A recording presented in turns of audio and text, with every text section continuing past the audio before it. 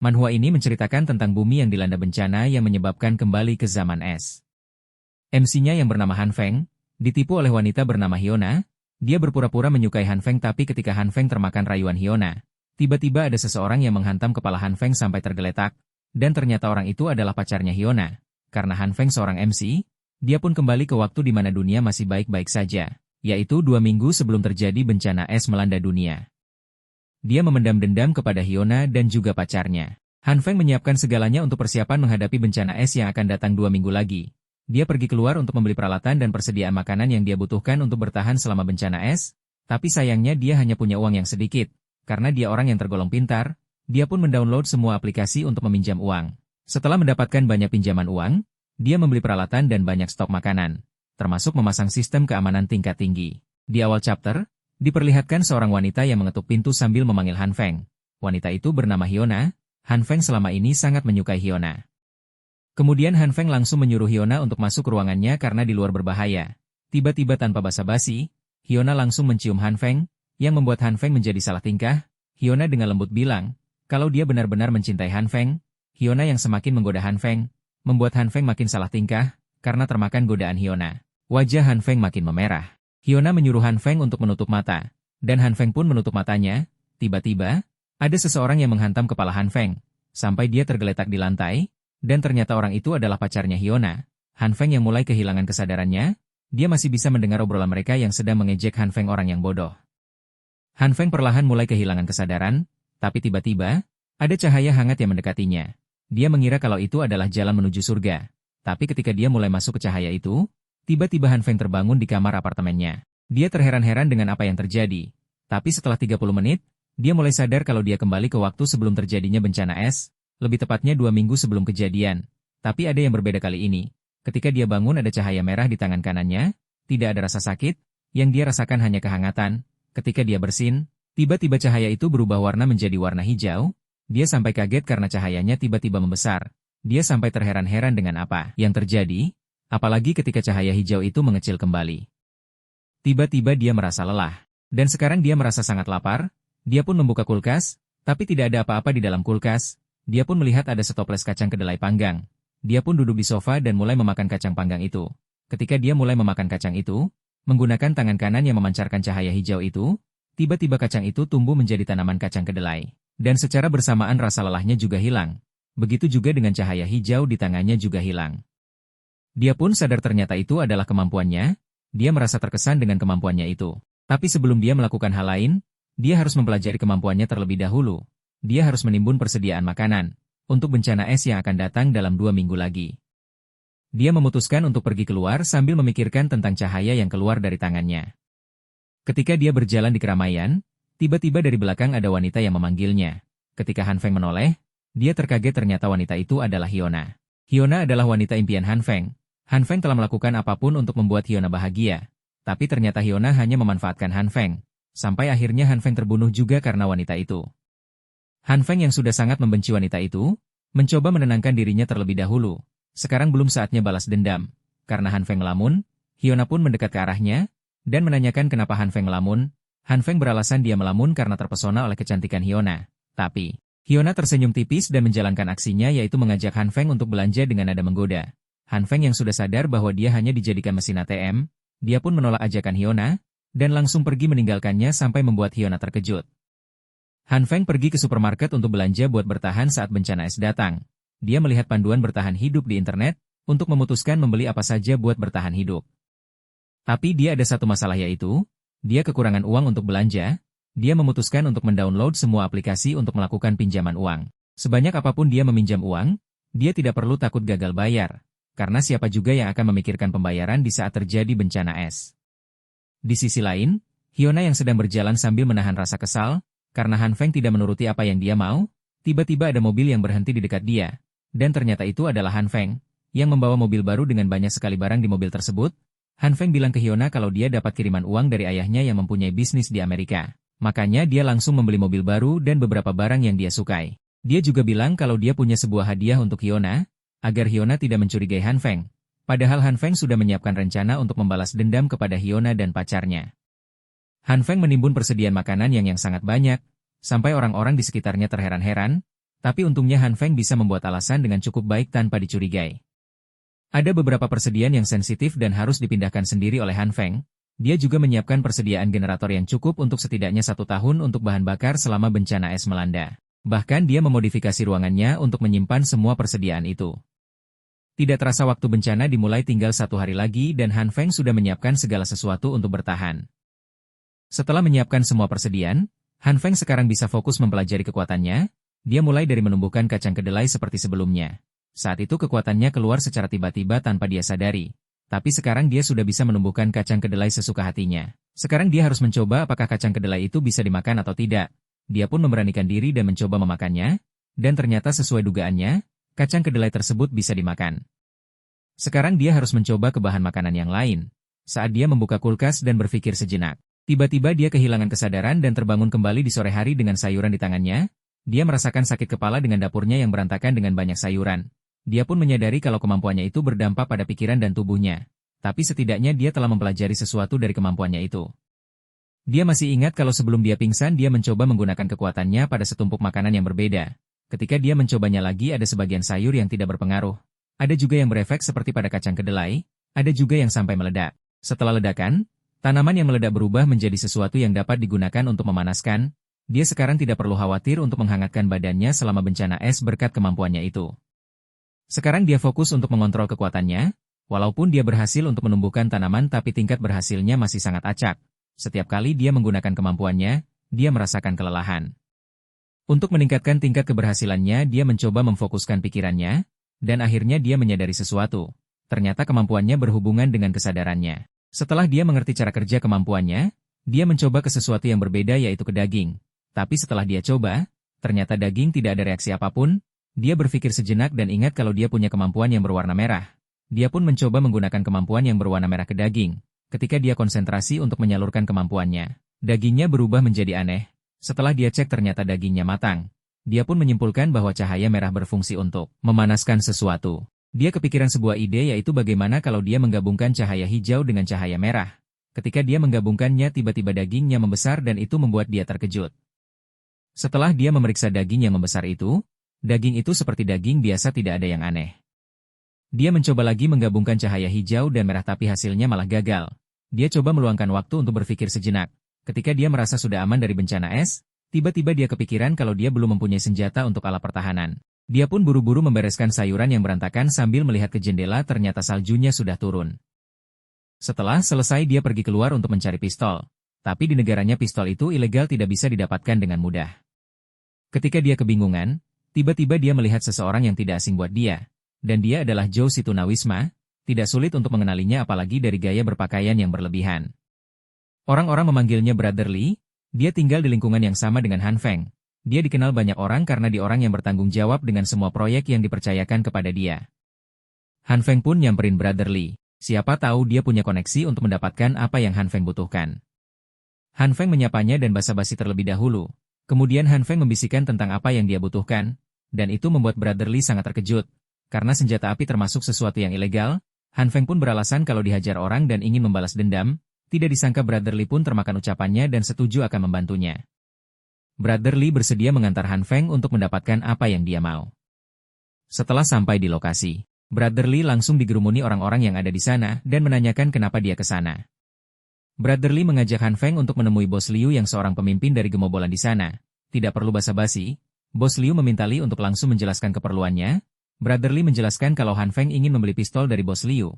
Dan dengan mudahnya Bos Liu memberikan pistol dengan harga 6.000. Han Feng bilang ke Bos Liu itu kalau dia ingin sesuatu yang lebih panjang yang ada skopenya. Bos Liu dengan berteriak mengatakan, jangan bilang kau ingin sniper rifle. Dan dengan nada marah dia menyuruh Han Feng mengambil pistol itu dan langsung pergi. Brother Lee menenangkan Bos dan menjelaskan alasan kenapa Han Feng ingin sniper. Brother Lee yang menambah-nambahkan cerita yang dibuat Han Feng. Membuat Bos Liu terprovokasi dan setuju untuk menyetujui permintaan Han Feng yang menginginkan sniper tapi harus menunggu beberapa hari. Bos Liu menyuruh anak buahnya untuk mengatur apakah mereka bisa mendapatkan sniper yang semi-auto beserta amunisinya. Sebagai hadiah buat Han Feng, Bos Liu memberinya pistol secara gratis, sebagai ucapan terima kasihnya. Han Feng mengingatkan Bos Liu kalau sebaiknya dia menimbun banyak persediaan karena akan ada cuaca yang tidak normal. Bos Liu menyadari kalau Han Feng tidak sedang bercanda dan akan mendengarkan saran dari Han Feng. Han Feng dan Brother Lee pun pergi setelah negosiasi selesai. Dalam perjalanan, Han Feng yang sedang memikirkan tentang persiapannya tiba-tiba terjatuh akibat salju yang licin. Sepertinya kakinya patah. Dengan kesakitan dia meminta Brotherly untuk membawanya ke rumah sakit. Dengan sekuat tenaga Brotherly membawa Han Feng ke mobil dan langsung menuju rumah sakit. Ternyata benar Han Feng mengalami patah tulang. Setelah Han Feng mendapatkan penanganan medis, Brotherly pergi sedangkan Han Feng harus menunggu untuk mendapatkan obatnya. Ketika Han Feng sedang bengong tiba-tiba perhatiannya teralihkan seorang perawat yang masih muda yang sedang menangani pasien dan juga akrab dengan anak-anak sehingga membuat Han Feng tertarik. Kakek-kakek yang duduk di sebelah Han Feng memanggil perawat tersebut, dan dengan sigap perawat tersebut langsung menghampiri orang tersebut dengan mengatakan kalau punggungnya sakit dengan modus ingin melecehkan perawat tersebut. Tiba-tiba Han Feng melempar tongkat penopang kakinya ke arah orang mesum itu dan beralasan kalau Han Feng tidak sengaja karena baru kali ini dia menggunakan tongkat penyanggah. Ponsel orang itu yang terjatuh diambil oleh Han Feng dan tentu saja orang itu menjadi panik apalagi saat Han Feng memergokinya mengambil gambar perawat itu. Han Feng tidak mengembalikan ponselnya sambil mengancam orang itu. Seketika orang itu pun lari keluar dari rumah sakit. Han Feng menjelaskan ke perawat tentang apa yang dilakukan oleh orang mesum tadi. Ternyata benar perawat itu tidak menyadari apa yang terjadi. Han Feng yang lupa kalau kakinya sedang sakit tiba-tiba berteriak kesakitan dan langsung diperiksa oleh perawat tersebut. Setelah selesai Han Feng pun pergi dari rumah sakit itu sambil bergumam mungkin mereka tidak akan bertemu lagi karena bencana es yang melanda. Di rumahnya Han Feng dengan santai menonton berita tentang cuaca yang buruk. Bahkan di grup kompleknya juga membicarakan tentang salju yang turun. Han Feng dikejutkan dengan orang misterius yang mengatakan kalau kiamat zaman es akan segera dimulai. Di grup rumahan mulai terjadi perselisihan antara pemilik rumah dengan pihak properti, karena mereka tidak bisa keluar karena tertutup salju sedangkan pihak properti tidak bisa melakukan apa-apa. Tiba-tiba ada orang yang kelihatannya orang benar yang meredam konflik. Orang itu bernama Jiang. Walaupun awalnya masih ada yang mempertanyakan siapa sebenarnya Jiang, tapi lama-kelamaan orang-orang mulai percaya kepada Jiang. Bahkan Hyuna juga muncul untuk menarik simpati orang-orang terhadap dia. Tentu saja dengan kemampuan aktingnya, dia dapat dengan mudah mempengaruhi orang-orang itu. Tiba-tiba ada pesan masuk ke ponsel Han Feng. Dan ternyata dari Hyuna. Hyuna mencoba menggoda Han Feng agar Han Feng mau membelikan banyak persediaan untuknya. Han Feng yang sudah tahu sikap asli dari Hyuna, tidak termakan omongan dari Hyuna lagi. Baru 2 hari bencana es terjadi tapi Han Feng sudah mulai bosan. Apalagi kakinya yang belum sembuh total jadinya dia tidak bisa kemana-mana. Han Feng cuma bisa menonton video untuk mengobati rasa bosannya itu. Han Feng kepikiran untuk mencoba menggunakan kekuatannya untuk menyembuhkan kakinya. Tapi ternyata kakinya tidak bisa sembuh dengan kekuatannya itu. Ketika Han Feng menonton video di ponselnya, dia tertidur. Han Feng yang sedang tertidur, bermimpi sedang menunggangi kambing sambil memegang sebuah pecut. Tapi tiba-tiba dia terlempar dari atas punggung kambing itu dan terjatuh yang menyebabkan kakinya patah seperti di kenyataan. Kambingnya pun langsung menjilati kakinya, kemudian membanting Han Feng menggunakan lidahnya yang tiba-tiba memanjang. Seketika Han Feng pun terbangun dari tidurnya dengan berkeringat. Saat dia terbangun dia merasa kalau kakinya sudah tidak sakit lagi. Dan ternyata benar. Ketika dia coba untuk berdiri, kakinya sudah sembuh. Dia menyimpulkan kalau itu mungkin berkat cahaya hijau yang sebelumnya dia gunakan untuk menyembuhkan kakinya. Untuk memastikannya, dia mencoba melukai tangannya dengan menggunakan pisau, kemudian dia menggunakan cahaya hijau untuk menyembuhkan. Setelah melakukannya akhirnya dia memahami sesuatu. Di luar, orang-orang sedang bekerja sama untuk membersihkan salju yang menutupi jalan keluar. Jiang yang seperti memimpin orang-orang untuk bekerja sama. Orang-orang mulai percaya kepadanya. Jiang membicarakan tentang persediaan dengan Paman Liu. Seketika Paman Liu teringat kalau beberapa hari terakhir ada seseorang yang membawa persediaan dengan menggunakan truk kecil seperti yang sedang pindah rumah. Walaupun hal seperti itu adalah hal yang wajar untuk orang yang baru pindahan, maupun sedang melakukan renovasi, tapi Paman Liu merasa heran, karena orang itu membawa tangki bensin dan perapian, hal yang gak normal untuk orang yang baru pindah, seolah-olah orang itu sudah mempersiapkan untuk melewati bencana es ini. Sebelum perbincangan berlanjut ada 2 orang yang tiba-tiba mengganggu obrolan mereka. Karena saljunya semakin lebat, mereka memutuskan untuk kembali ke dalam untuk berlindung. Han Feng yang sedang tertidur pulas, tiba-tiba terbangun karena ada yang mengetuk pintu. Dan ternyata itu adalah Brotherly yang membawakan senapan semi-otomatis yang dipesan oleh Han Feng. Setelah Han Feng mendapatkan senapan yang dia pesan, dia sekarang fokus untuk mempelajari kemampuannya. Walaupun Han Feng sudah berkali-kali mencoba kemampuannya, tapi tingkat keberhasilannya masih sangat kecil, sekitar 1:10. Setelah Han Feng melakukan banyak sekali percobaan akhirnya dia mengerti kalau setiap jenis makanan memiliki perbedaan jumlah energi hijau yang harus Han Feng keluarkan. Jika salah maka akan gagal. Tiba-tiba dia teringat sebuah game yang sistemnya mirip dengan kemampuannya. Han Feng pun menjamkan dan mencoba kemampuan cahaya hijaunya, sambil membayangkan game tersebut. Dan Han Feng pun berhasil menguasai kemampuan dari cahaya hijau itu. Selanjutnya Han Feng mencoba bereksperimen ke daging. Daging agak berbeda dengan tanaman, jika gagal maka akan berubah menjadi cairan hitam yang menjijikan. Han Feng berkonsentrasi sambil membayangkan game yang sebelumnya berhasil terhadap sayuran. Dan 2, Han Feng gagal lagi dan lagi. Sampai Han Feng merasa sangat kesal. Setelah beberapa kali percobaan gagal sampai dapurnya berantakan oleh cairan hitam, akhirnya Han Feng berhasil melakukannya. Han Feng langsung terbaring di lantai karena kelelahan. Seperti biasa karena Han Feng bosan, dia hanya bisa menonton TV yang isinya berita tentang keadaan cuaca saat itu yang makin memburuk. Han Feng mendapatkan notifikasi dari grup komplek tempat tinggalnya. Ternyata di dalam grup orang-orang sedang panik karena cuaca tidak kunjung membaik. Apalagi tidak ada bantuan pemerintah yang datang kepada mereka. Truk makanan yang mereka harapkan datang tidak ada. Malah ada yang melihat sebuah tank yang melintas, dan ada yang menyimpulkan kalau sebentar lagi akan terjadi perang, yang membuat orang-orang menjadi semakin ketakutan. Orang-orang di grup komplek itu makin menyimpulkan berbagai macam pendapat, apalagi setelah mendengar kata perang. Jiang seperti biasa selalu seperti seorang pemimpin yang baik dan menenangkan semuanya. Jiang menyarankan agar mereka selalu membantu satu sama lain, dan untuk yang masih memiliki stok makanan yang cukup untuk mendonasikannya kepada yang sudah kehabisan stok makanan, Jiang langsung memberi contoh kepada semuanya. Kalau dia akan mendonasikan setengah dari stok makanan yang dia punya, kepada siapa saja yang sedang membutuhkan. Orang-orang mendukung idenya Jiang dan ada yang langsung ikut berdonasi seperti Jiang. Karena sudah ada beberapa yang mau berdonasi, Jiang mengusulkan untuk menunjuk beberapa penanggung jawab untuk mengelola donasi dari orang-orang. Jiang akan membentuk komite darurat sementara, sebagai penanggung jawab atas perbekalan yang disumbangkan. Han Feng yang mendengarnya, teringat kalau di kehidupan sebelumnya ada juga komite darurat sementara. Tapi bukan untuk mengelola perbekalan untuk orang-orang, tapi untuk memonopoli perbekalan dari semua orang. Hari ke hari suhu menjadi lebih dingin, semua orang berpikir bagaimana cara agar tubuh mereka tetap hangat dalam kondisi tersebut. Di saat semua orang kebingungan cara untuk bertahan hidup, Han Feng lagi asik main game dengan banyak makanan di sekitarnya. Ketika sedang asik bermain game, tiba-tiba ada yang menelpon Han Feng. Ternyata orang itu adalah yang penanggung jawab Blok 8, blok tempat tinggal Han Feng. Dia meminta Han Feng untuk ikut bekerja sama membersihkan salju di luar. Han Feng yang sebenarnya tidak mau, tapi dia tidak ingin berselisih dengan tetangga. Akhirnya dia keluar untuk bekerja sama dengan yang lain. Sebelum mereka membersihkan salju, saljunya sudah menutup pintu masuk, mereka mencoba mendorong pintunya dengan paksa. Setelah pintunya berhasil terbuka, hawa dingin pun langsung masuk, yang membuat semua orang merasakan kedinginan, apalagi Han Feng yang selama ini hidup nyaman di dalam rumahnya dengan penghangat ruangan. Tiba-tiba Han Feng mendengar suara yang tidak asing. Dan ternyata benar itu adalah Brother Li. Dia langsung nekat pergi keluar dan masuk ke dalam tumpukan salju. Tidak lama, kemudian dia malah minta tolong karena terjebak dalam salju awok-awok. Ketika dia berhasil diselamatkan, mereka langsung menutup pintu masuknya. Han Feng menyarankan untuk pergi ke parkiran untuk menemui penanggung jawab terlebih dahulu. Dan urusan salju biar nanti mereka pikirkan lagi. Ketika mereka sampai di parkiran, ternyata sudah ada banyak orang. Dengan Jiang berada di tengah sebagai penanggung jawab. Dengan kata-katanya, Jiang mendapatkan kepercayaan orang-orang. Brother Li yang sedang kedinginan akibat kejadian tadi, dia memutuskan untuk pergi duluan. Han Feng tiba-tiba mendengar suara yang tidak asing lagi di antara kerumunan banyak orang, dan ternyata benar, itu suara perawat yang mengobatinya saat di rumah sakit. Saat perawat itu hampir jatuh, Han Feng dengan cepat menolongnya, ternyata perawat itu masih mengingat Han Feng. Perawat itu menanyakan tentang kondisi kaki Han Feng. Karena Han Feng sudah beraktivitas seperti biasa, Han Feng beralasan kalau kakinya sudah sembuh. Karena memang sejak kecil proses penyembuhannya lebih cepat dari kebanyakan orang. Dan dengan polosnya perawat itu percaya dengan apa yang dikatakan oleh Han Feng. Han Feng menawarkan diri untuk membantu membawakan barang-barang yang dibawa oleh perawat itu. Han Feng tidak mengira ternyata barang-barang yang dibawa oleh perawat itu sangat berat. Han Feng menanyakan apa isi dalam kotak tersebut.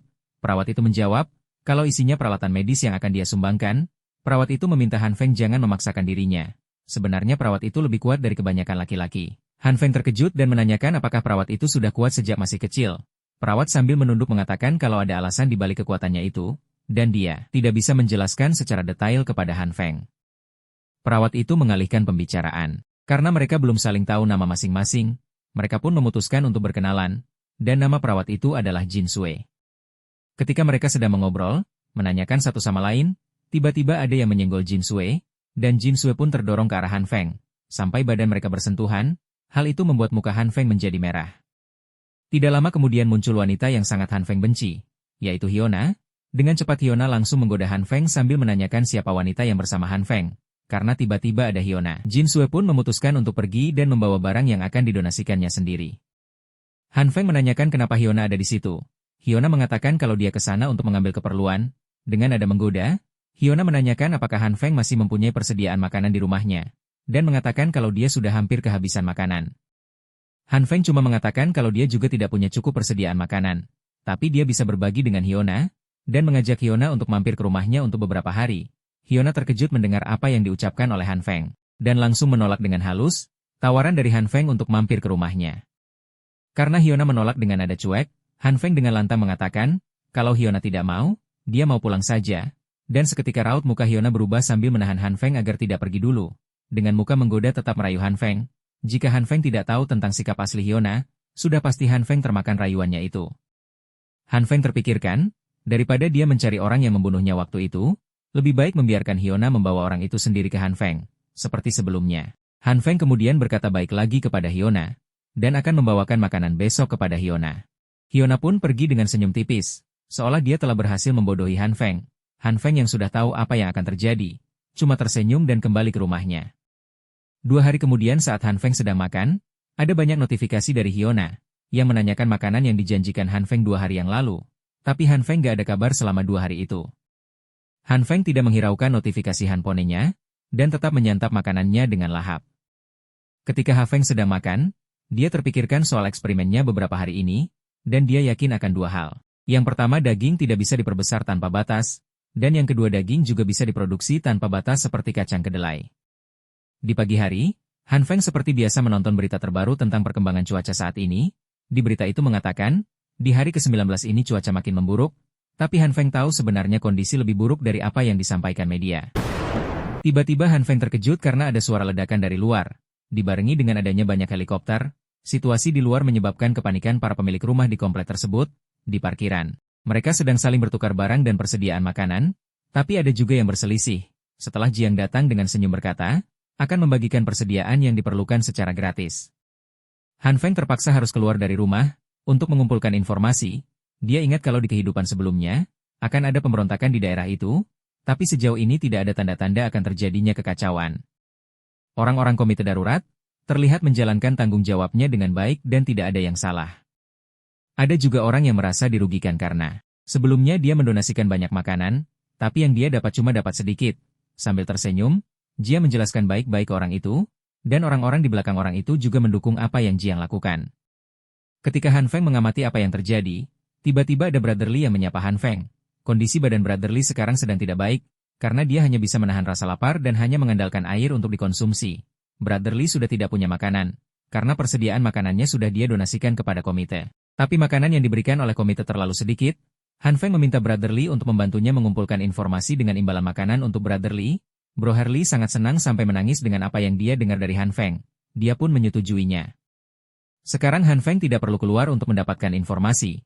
Dia hanya perlu diam di rumah dan menunggu informasi terbaru dari Brotherly.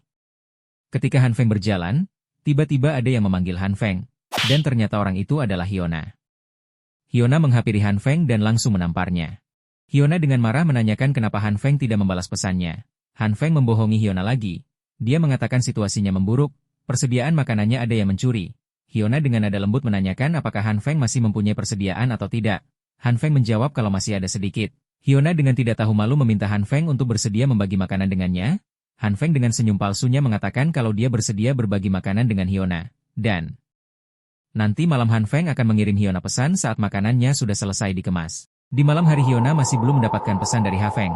Walaupun Hyuna sudah mencoba mengirim pesan kepada Han Feng tidak membalas satu pesan pun dari Hyuna. Hyuna yang tidak kunjung mendapatkan pesan balasan dari Han Feng, memutuskan untuk langsung mendatangi rumah Han Feng.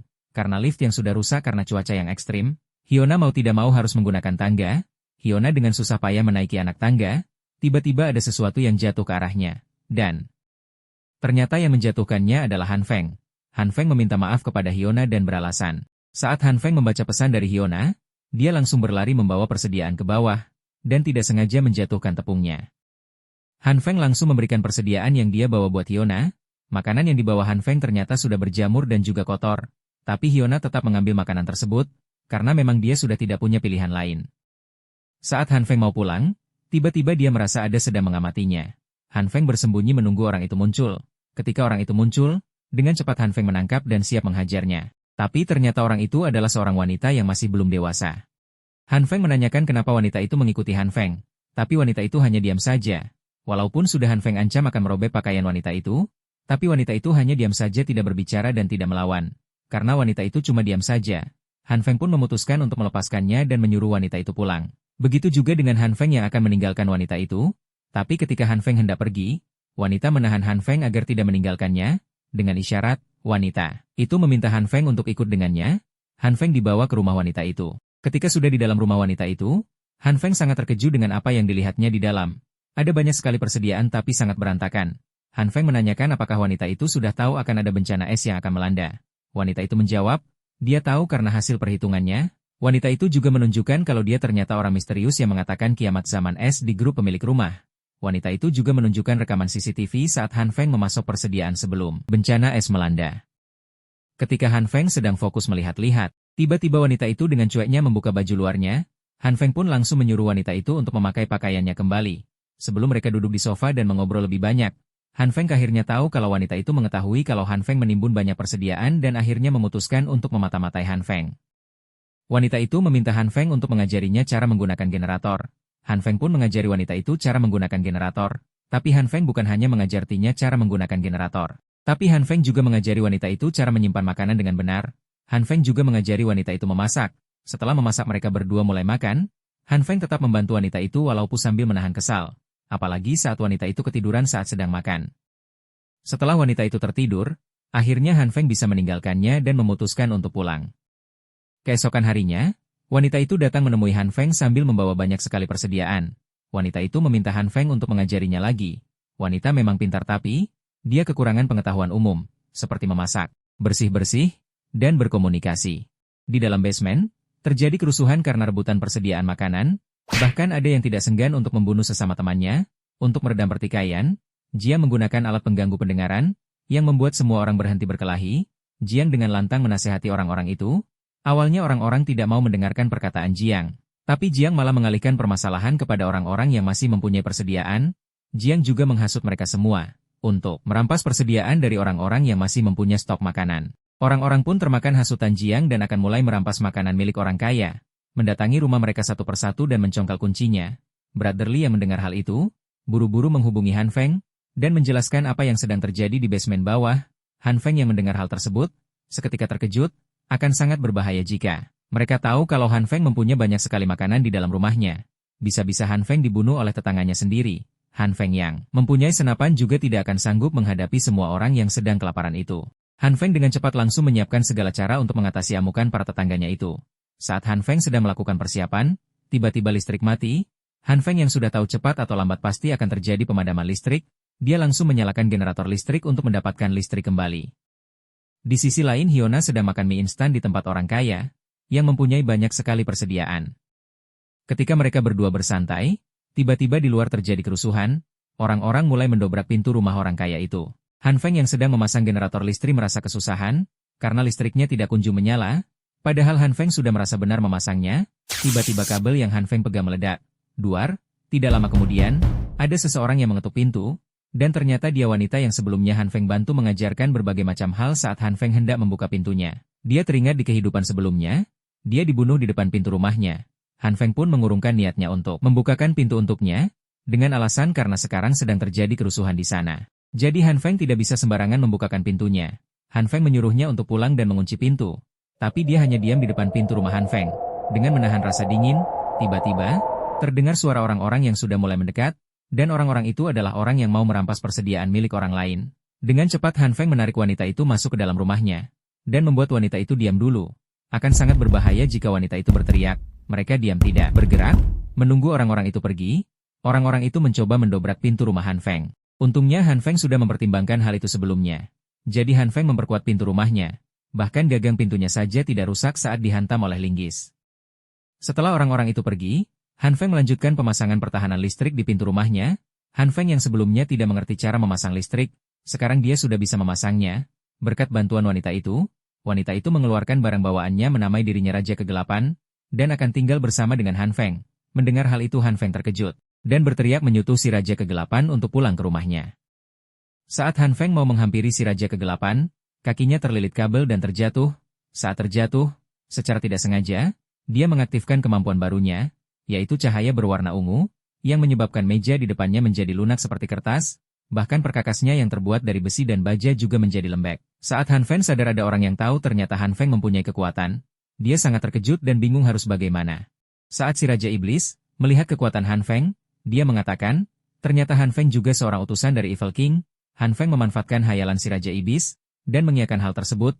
Kemudian si Raja Iblis berkata, Kalau sesama utusan harus bekerja sama dan saling membantu, termasuk mereka juga harus berbagi apartemen. Sebelum Han Feng menyetujui hal tersebut, si Raja Iblis langsung meninggalkan apartemen Han Feng. Akhirnya Han Feng bisa sendirian, dan dia segera mempelajari kemampuan barunya itu. Dia mengingat-ingat perasaan saat munculnya cahaya ungu itu. Dan boom, cahaya ungu keluar dari tangannya. Han Feng mencoba kekuatannya pada sebuah benda keras. Benda-benda itu dengan mudah berubah menjadi lembek seperti meja sebelumnya. Han Feng terpikirkan, apa yang akan terjadi jika dia menggabungkan cahaya ungu dan hijau pada sebuah benda? Dan boom, pisau yang sebelumnya sudah lembek, kembali keras seperti semula. Han Feng sekarang menyadari kemampuan cahaya ungu adalah mengatur tingkat kekerasan suatu benda.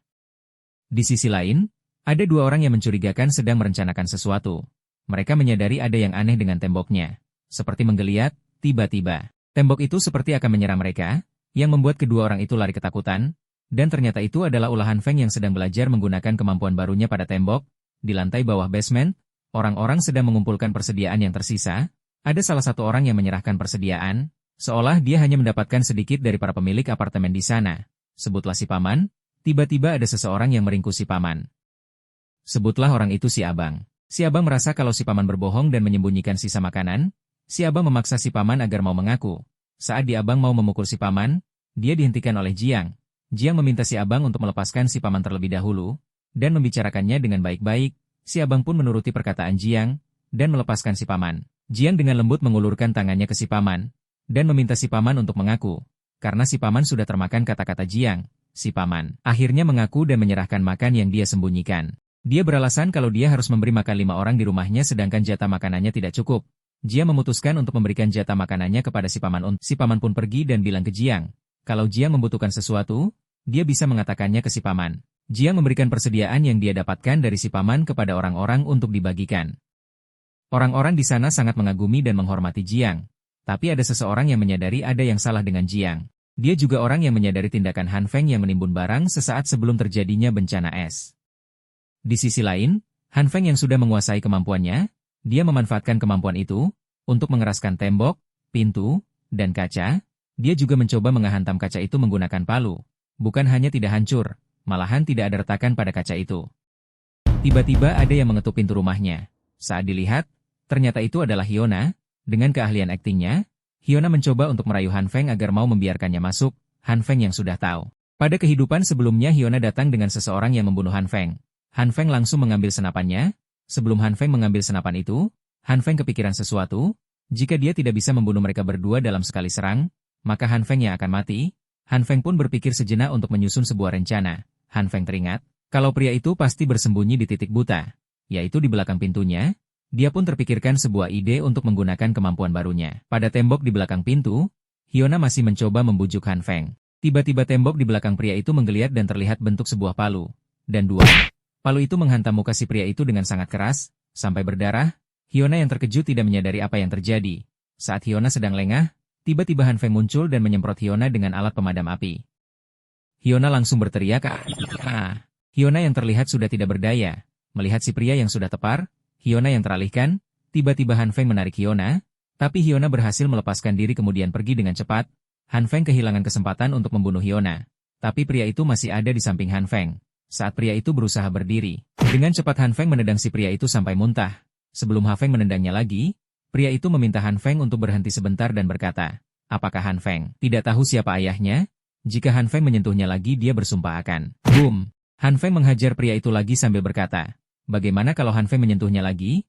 Han Feng tidak peduli siapa ayahnya. Yang jelas Han Feng akan terus menghajar orang itu. Pria itu berbicara lagi. Dia berkata, kalau dia tidak punya dendam kepadanya, kenapa Han Feng harus? Duar? Pria itu dihajar lagi oleh Han Feng sebelum dia selesai berbicara. Han Feng terus-menerus menghajar pria itu dengan sangat marah. Han Feng yang sudah termakan amarah mengambil tongkat pemukul yang digunakan pria itu untuk membunuh Han Feng. Di kehidupan sebelumnya, wajah pria itu sudah sangat hancur. Dan dia mencoba berbicara kembali, meminta alasan Han Feng. Sebelum selesai berbicara, Han Feng langsung menghantam wajah pria itu dengan tongkat pemukul, sampai akhirnya pria itu mati.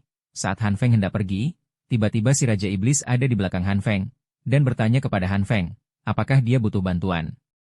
Mereka berdua pun masuk ke dalam dan membahas hal yang barusan terjadi. Han Feng merasa sedikit takut oleh si Raja Iblis, karena dia tetap tenang walaupun sudah menyaksikan pembunuhan di depannya. Han Feng meminta si Raja Iblis agar pergi dari rumah Han Feng, dengan alasan, Orang-orang itu bisa saja kembali dan membalas dendam. Walaupun Han Feng sudah menjelaskan seberapa berbahayanya jika dia tinggal bersama Ha Feng. Tapi si Raja Iblis tetap mau tinggal bersama Han Feng dan menghiraukan semua perkataan Han Feng. Si Raja Iblis tidak banyak berbicara dan langsung pergi. Tapi Han Feng menahannya agar tidak lari dari pembicaraan serius itu. Si Raja Iblis menatap Han Feng dan menyuruh Han Feng masuk ke pintu itu. Saat pintunya dibuka, Han Feng terkejut dan tidak bisa berkata-kata. Di sisi lain, di basement bawah, orang-orang sedang mengantri untuk mendapatkan jatah makanan mereka. Termasuk Hyuna, dia sedang memikirkan apa yang terjadi kemarin saat si pria tiba-tiba pingsan. Hyuna menyadari kalau Han Feng memang memiliki banyak sekali persediaan untuk bertahan di tengah bencana es ini. Saat sedang berjalan tiba-tiba ada yang menyenggol Hyuna. Dan ternyata orang itu juga mengenali Hyuna. Di basement bawah, Hyuna disapa oleh seseorang. Pria itu berkata kalau di lobi blok 5 ada tungku pemanas dan menawarkan Hyuna untuk menghangatkan badan di sana. Hyuna menolak tawaran tersebut tapi orang tersebut tetap memaksa Hyuna untuk ikut dengannya. Hyuna yang sudah merasa tidak nyaman pun menyingkirkan tangan pria itu sambil berteriak kepadanya. Tapi pria itu malah menjadi semakin kurang ajar dan menggenggam tangan Hyuna dengan lebih keras. Hyuna yang sudah sangat kesal, menghajar pria itu sampai roti yang ada di tangan Hyuna hancur. Pria itu menjadi sangat marah dan berniat menghajar Hyuna. Tapi tiba-tiba ada seseorang yang menghentikan perbuatan pria itu, dengan menghajarnya sampai terpental jauh, dan ternyata yang membantunya adalah Jinsu. Jinsu yang baik hati, berkata kepada Hyuna kalau dia merasa tidak enak badan, bisa mencarinya sambil memberikan kartu namanya. Hyuna yang pernah bertemu dengan Jinsu, merasa malu dan dengan cepat memalingkan wajahnya, sambil menutup mukanya.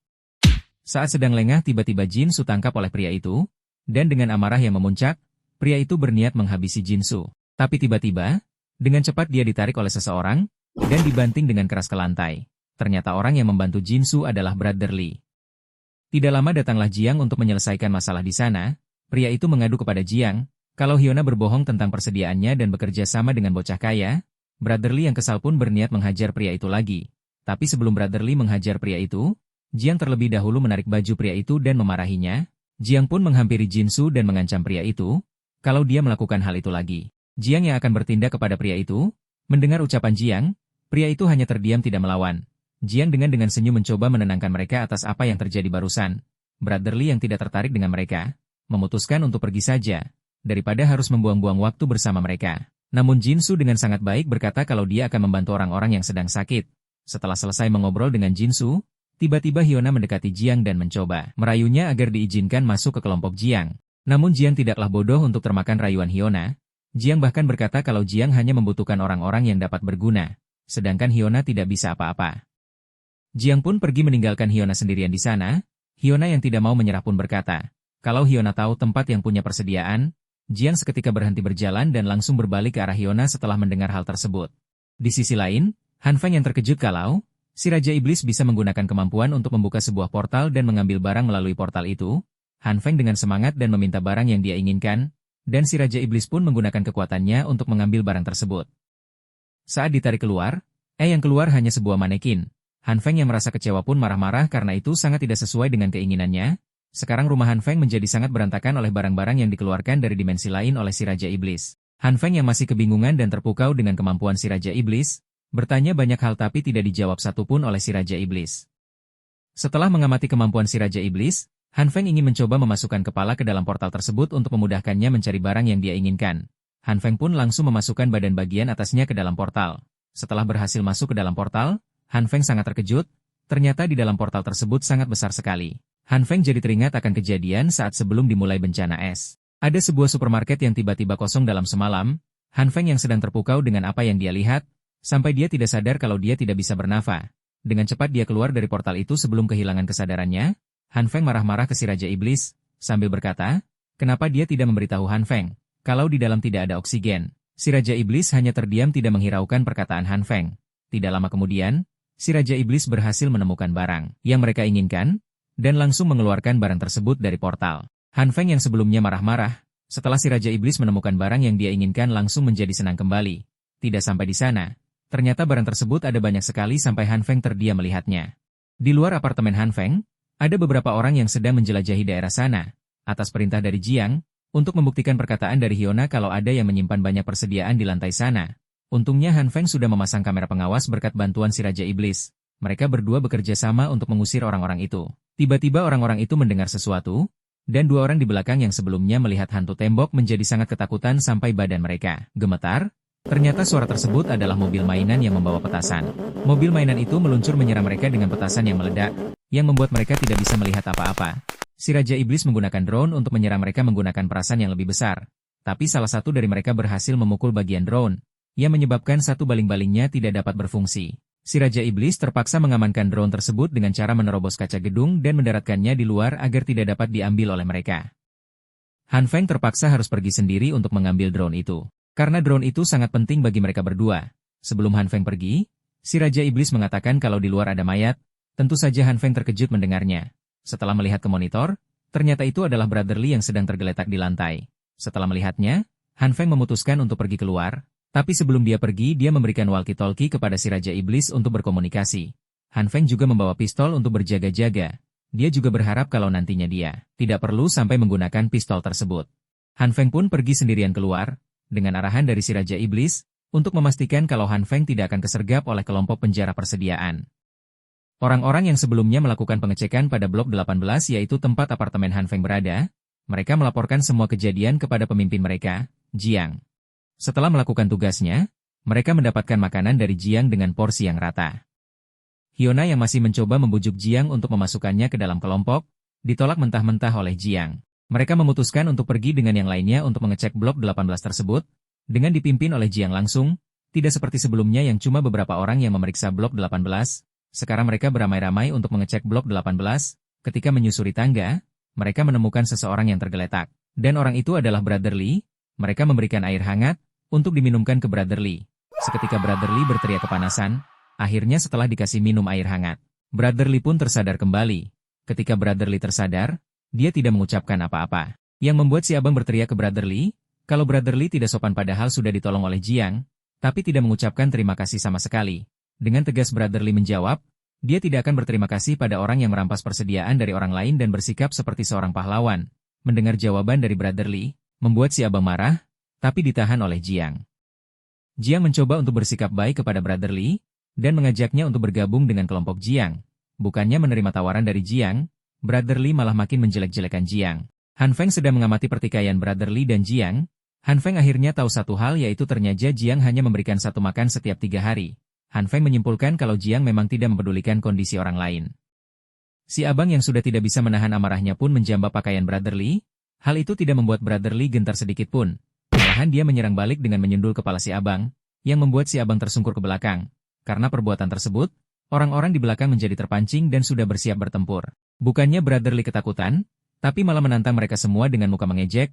Han Feng yang sedang memperhatikan mereka, merasa khawatir kepada Brotherly, tapi dia juga tidak bisa bergerak sembarangan dengan kerumunan orang sebanyak itu. Han Feng berpikir sejenak, dia harus menolong Brotherly.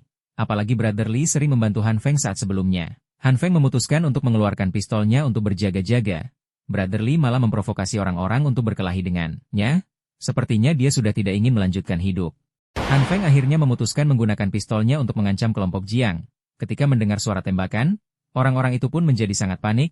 Han Feng berdiri di atas sambil menodongkan pistol, dan menyuruh mereka semua jangan ada yang bergerak. Tentu saja kelompok Jiang tidak ada yang berani bergerak. Mereka semua terdiam ketakutan. Han Feng memberikan kunci rumahnya kepada Brotherly dan menyuruhnya untuk pergi terlebih dahulu. Sedangkan Han Feng akan menahan kelompok Jiang. Mereka berniat menyerbu Han Feng. Tapi dengan cepat Han Feng menebakkan peluru lagi tepat di bawah kaki mereka, untuk mengancam agar tidak ada yang berani mendekati Han Feng dan Brotherly. Perlahan Han Feng pergi ke lantai atas dengan Brotherly, dengan mengancam akan menembak mereka. Jika mereka berniat mendekatinya, akhirnya Han Feng berhasil kabur dari kelompok Jiang. Setelah Han Feng pergi, Jiang menanyakan kepada kelompoknya, apa ada yang tahu siapa Han Feng? Hyuna menjawab, dialah Han Feng, dan tujuan mereka sekarang adalah rumahnya Han Feng. Si abang yang emosian, menjambak pakaian Hyuna sambil memarahinya karena Hyuna tidak mengatakan kalau Han Feng mempunyai pistol. Hyuna hanya menjawab, kalau dia juga tidak tahu kalau Han Feng mempunyai sebuah pistol. Jiang melerai mereka dan membeli Hyuna, dengan bilang kalau sekarang mereka tahu Hyuna tidak berbohong. Jiang memprovokasi orang-orang dengan mengatakan, jika Han Feng mempunyai senjata berarti dia juga mempunyai persediaan yang harus dia jaga. Orang-orang pun termakan ucapan dari Jiang, dan semakin marah kepada Han Feng karena dia mempunyai persediaan tapi tidak membaginya seperti mereka. Jiang memutuskan mundur dulu untuk menyusun strategi terlebih dahulu dan akan mendatangi rumah Han Feng dengan kondisi sudah siap. Han Feng dan Brother Li yang sudah berada di depan pintu rumah Han Feng segera membuka kunci pintunya, tapi Brother Li yang sedang gemetar kesusahan membukanya. Saat Brother Li berhasil membuka pintunya, dia terkejut karena dia bisa merasakan kehangatan dari dalam rumah Han Feng. Han Feng dengan cepat menyuruh Brother Li untuk masuk. Ketika berada di dalam, Brother Li sangat terkejut sekaligus terpukau dengan apa yang dia lihat. Generator, radiator, bahkan makanan dan minuman yang sangat banyak sekali. Ketika Brother Li masih terpukau dengan apa yang dia lihat, tiba-tiba dia dikagetkan dengan kemunculan seorang gadis kecil, dan menanyakan drone kepada Han Feng. Karena kejadian barusan, Han Feng sampai lupa dengan tujuan utamanya keluar dari rumah. Han Feng menceritakan semua hal yang terjadi kepada Brother Li sambil menyediakan makan untuk Brother Li. Mendengar cerita dari Han Feng, Brother Li sangat kagum dengan semua usaha Han Feng sehingga dia bisa mengumpulkan semua persediaan ini. Tidak lupa, Brother Li mengucapkan terima kasih kepada Han Feng. Bahkan dia membungkukkan kepalanya kepada Han Feng. Han Feng mengatakan kalau dia juga sering membantu Han Feng, dan menyuruh Brother Li makan lagi. Mendengar perkataan Han Feng, Brother Li menjadi sangat terharu sampai menangis, karena Han Feng sangat baik kepadanya. Mereka pun melanjutkan obrolan sebelumnya, dan mereka sedang membicarakan apa yang dilakukan oleh Jiang. Jiang membentuk kelompok untuk merampas persediaan orang lain. Jika ada orang yang memutuskan untuk keluar dari kelompok, Jiang awalnya terlihat membiarkan mereka yang mau keluar, tapi ketika mereka lengah, Jiang mengutus orang-orangnya untuk menghabisi mereka yang keluar dari kelompok, untuk menghilangkan ancaman. Anak buah Jiang yang cukup berbahaya yaitu si kembar Jin Qinwu dan Jin Qinwen. Mereka berdua memiliki kecerdasan yang tinggi daripada orang lain. Tapi kelompok Jiang melakukan kesalahan dengan mencoba merampok orang yang berbahaya juga yaitu Li Zhenghao. Dia adalah seorang petinju yang telah menjuarai kejuaraan tinju kelas menengah. Walaupun kelompok Jiang sudah pernah gagal untuk merampok Li Zhenghao, tapi Jiang tidak mau mengakui kekalahannya, dan memutuskan untuk mengirim lebih banyak orang untuk merampok Li Zhenghao, tapi tidak ada dapat mengalahkannya. Setelah kejadian itu Li Zhenghao merekrut 2 orang untuk masuk ke kelompoknya, kedua orang itu juga cukup terkenal. Yang pertama yaitu Zheng Yangyu, yang dulunya penggemar berat Li Zhenghao, dia juga pernah mengikuti pertandingan tinju ilegal, dia menjadi terkenal berkat kecepatannya dalam bertarung. Yang kedua yaitu Zin Zongzai, dia juga penggemar berat Li Zhenghao. Dia memiliki kekuatan yang sangat besar, dikatakan badannya juga sangat besar. Dengan ketenarannya Li Zhenghao berhasil merekrut beberapa orang lagi, dan membuat kelompoknya semakin besar. Mereka juga sangat membenci kelompok Jiang. Jiang yang sudah kebingungan bagaimana cara menyingkirkan kelompok Li Zhenghao, memutuskan untuk merampok Han Feng terlebih dahulu, dan mengajak Brother Li untuk bergabung dengan mereka. Brother Li menceritakan semuanya kepada Han Feng. Sebelum dia pingsan dia berencana untuk melaporkan semuanya kepada Han Feng. Saat mereka sedang mengobrol, tiba-tiba ada suara di depan pintu. Si Raja Iblis menunjukkan apa yang sedang terjadi di luar lewat kamera pengawas, dan ternyata itu adalah ulah kelompok Jiang, yang sedang berusaha mendobrak pintu rumah Han Feng.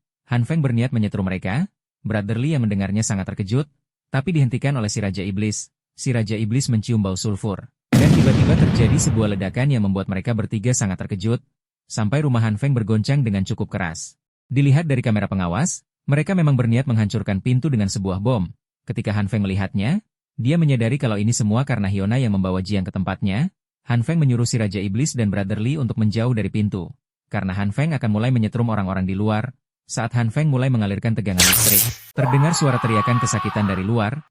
Salah satu dari anak buah Jiang sudah tumbang tersetrum oleh jebakan pintu yang dipasang oleh Han Feng. Setelah melihat itu, Jiang menyuruh si abang untuk meledakkan pintu dengan 2 bom sekaligus. Setelah bom dipasang, mereka meledakkan pintu dari kedua sisi. Ledakan pun terjadi. Ledakan itu membuat area di sekitar menjadi berantakan, tapi pintu rumah Han Feng sama sekali tidak hancur, hanya tembok di samping pintu saja yang sedikit retak. Mereka terheran-heran, karena pintu rumah Han Feng sangat kokoh, padahal bom yang mereka gunakan terbilang cukup kuat. Jiang memutuskan untuk mencoba menggunakan 3 bom sekaligus. Di dalam rumah, Han Feng dan Brother Li merasakan ledakan bom itu yang sangat keras. Sampai-sampai mereka harus menutup telinga mereka. Ketika mereka melihat ke arah pintu, ternyata temboknya sudah mulai retak.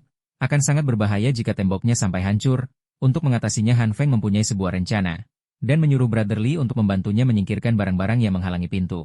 Brother Li yang mendengarnya tidak yakin bisa dengan cepat memindahkan semua barang itu. Si Raja Iblis yang menawarkan diri untuk menyingkirkan semua barang itu. Brother Li yang belum tahu tentang kemampuan mereka, dan malah menyuruh si Raja Iblis bersembunyi saja di bawah kasur. Tanpa basa-basi, si Raja Iblis langsung menggunakan kekuatannya untuk menyedot semua barang itu ke dalam dimensi lain. Brother Li yang melihatnya, seketika terkejut dengan apa yang dia lihat. Dalam sekejap semua barang itu sudah tidak tersisa. Setelah tidak ada yang menghalangi, Han Feng menggunakan kemampuan cahaya ungu miliknya. Han Feng mengombinasikan cahaya ungu dan cahaya hijau untuk memperbaiki retakan dan sekaligus memperkuat tembok. Brother Li yang melihat kemampuan mereka berdua, Menjadi terheran-heran dan bertanya-tanya tentang apa yang baru saja terjadi di depan matanya, si Raja Iblis menyuruh mereka berdua untuk merunduk dan bersiap, dan tiba-tiba ledakan terjadi lagi. Kali ini lebih keras dari sebelumnya. Han Feng sampai terkejut, karena dinding yang baru saja dia perbaiki dan diperkuat retak kembali. Si Raja Iblis memberitahu Han Feng, kalau Jiang mencoba meledakkan lantainya, Han Feng mempunyai sebuah rencana, dan menjelaskan kepada mereka berdua tentang rencananya. Di luar, Jiang yang sudah melakukan semua usahanya untuk membuka pintu rumah Han Feng. Akhirnya pintu yang super kokoh itu tumbang juga. Mereka semua dengan cepat langsung masuk ke dalam rumah Han Feng. Dengan hati-hati mereka memeriksa setiap sudut rumah Han Feng. Tapi mereka tidak menemukan apa-apa selain biji-bijian. Si abang yang emosian, langsung memarahi Hyuna, dan menyebutnya pembohong. Karena sudah membohongi mereka semua tentang suplai makanan yang melimpah itu, orang-orang yang masih menyusuri rumah Han Feng, dikejutkan oleh Brother Lee yang langsung menendang mereka. Sekarang mereka berhadap-hadapan. Han Feng dengan pistolnya menodongkan ke arah Jiang, tapi Jiang dilindungi oleh si abang dengan tameng bajanya. Han Feng menyuruh mereka semua untuk pergi dari rumahnya sambil mengancam dengan pistol. Jiang berkata kalau mereka di sini untuk keadilan. Han Feng berpikir akan percuma kalau mencoba menyadarkan semua orang ini tentang sebusuk apa sebenarnya Jiang. Han Feng terpikirkan sesuatu, dan berbohong lagi, kalau dia tidak punya persediaan apapun, dan semua itu, gara-gara Hyuna yang sebelumnya menipu Han Feng. Si abang seperti biasa selalu emosian. Dan langsung memarahi Hyuna karena sudah mempermainkan mereka semua. Jiang menenangkan semua orang dan menyuruh salah satu dari anak buahnya untuk mengecek ruangan tempat bersembunyi Han Feng sebelumnya, tapi dia tidak menemukan apapun selain sampah dan seorang gadis kecil. Si Raja Iblis langsung berakting, dia memeluk Han Feng sambil ketakutan berkata, kenapa mereka diserang? Jago juga nih bocil aktingnya. Orang-orang menjadi sangat marah kepada Hyuna, karena semua usaha mereka ternyata sia-sia, dan hanya menemukan sampah. Jiang menenangkan mereka dan menanyakan tentang kebenarannya kepada Hyuna. Hyuna yang semakin kesal karena sudah dipermainkan oleh Han Feng, langsung berlari dengan cepat ke arah Han Feng dan mengambil pistol milik Han Feng. Kemudian langsung menodongkannya ke arah Han Feng, dan bertanya di mana Han Feng menyembunyikan semua persediaannya. Han Feng dengan muka mengejek, berkata kalau semua persediaannya sudah habis karena kebodohannya. Menukar semua makanan itu dengan biji-bijian milik Hyuna. Hyuna semakin marah dan memaksa Han Feng untuk mengaku. Dengan cepat si abang dan rekannya menangkap Hyuna dan mengunci pergerakannya sambil memaki Hyuna. Saat Han Feng mau mengambil pistol yang sudah terjatuh di tanah, tiba-tiba ada seseorang yang mengambilnya, dan ternyata orang itu Jiang. Si abang yang sudah sangat marah, berniat memukul Hyuna dengan tongkat bisbol. Dengan cepat Jiang menghentikan si abang, dan menjelaskan kalau itu bukan caranya menghukum seseorang. Jiang kemudian berbalik ke arah Han Feng dan memberikan pistol miliknya sambil meminta maaf atas apa yang sudah terjadi. Jiang juga menawarkan Han Feng untuk masuk ke dalam kelompoknya. Jiang pun pergi sambil berkata, kalau Han Feng tidak perlu menjawab sekarang, jika Han Feng sudah bersedia, Han Feng tinggal mendatangi Jiang, dan akan langsung diberikan persediaan makanan untuk Han Feng. Setelah kejadian itu, akhirnya mereka bertiga bisa istirahat, apalagi Han Feng sangat menikmati waktu istirahatnya tanpa harus memikirkan tim perampok makanan. Berkat kemampuan si Raja Iblis, mereka dapat dengan cepat menyembunyikan semua persediaan. Waktu itu, Han Feng meminta si Raja Iblis memindahkan semua persediaannya, dan menyuruh Brother Lee membuka jendela rumahnya, agar suhu di dalam rumah menjadi dingin. Han Feng menjelaskan, dia melakukan itu semua agar semua orang berpikir di rumah. Han Feng memang tidak pernah ada persediaan. Dan untungnya semua rencana Han Feng berjalan dengan baik. Sekarang Han Feng mempunyai tujuan lain, yaitu mengalahkan anggota komite, yaitu tim yang dipimpin oleh Jiang. Di basement bawah, tempat para anggota komite membagikan persediaan kepada semua orang, di sana Han Feng dan Brother Lee sedang menyelinap, untuk mencari tahu di mana para anggota komite menyembunyikan semua suplai yang sudah mereka kumpulkan. Berdasarkan informasi yang sudah didapat oleh Brother Lee, mereka kemungkinan besar menyembunyikan suplai di lantai 8 atau 7 di gedung ini. Setelah dirasa aman, mereka berdua dengan cepat menuju tempat persediaan berada, dengan membawa peralatan untuk bertarung yaitu tongkat pemukul, dan menghindari menggunakan pistol sebisa mungkin.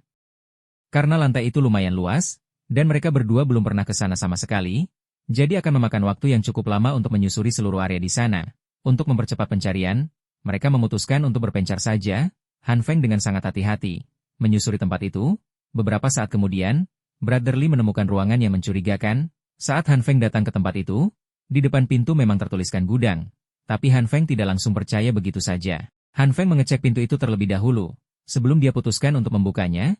Tapi Brother Lee malah akan langsung membuka pintu itu langsung, apalagi ketika kunci pintunya menggantung di lubang kunci. Han Feng dengan cepat menahannya, agar jangan gegabah. Han Feng menjelaskan kepada Brother Lee, kalau ada lilitan kawat di gagang pintu yang terhubung ke kunci itu, bisa jadi itu hanya jebakan. Kemungkinan tim komite memasang bom di pintu itu. Han Feng meminta Bot Harley agar tidak sembarang menyentuh benda yang ada di sana.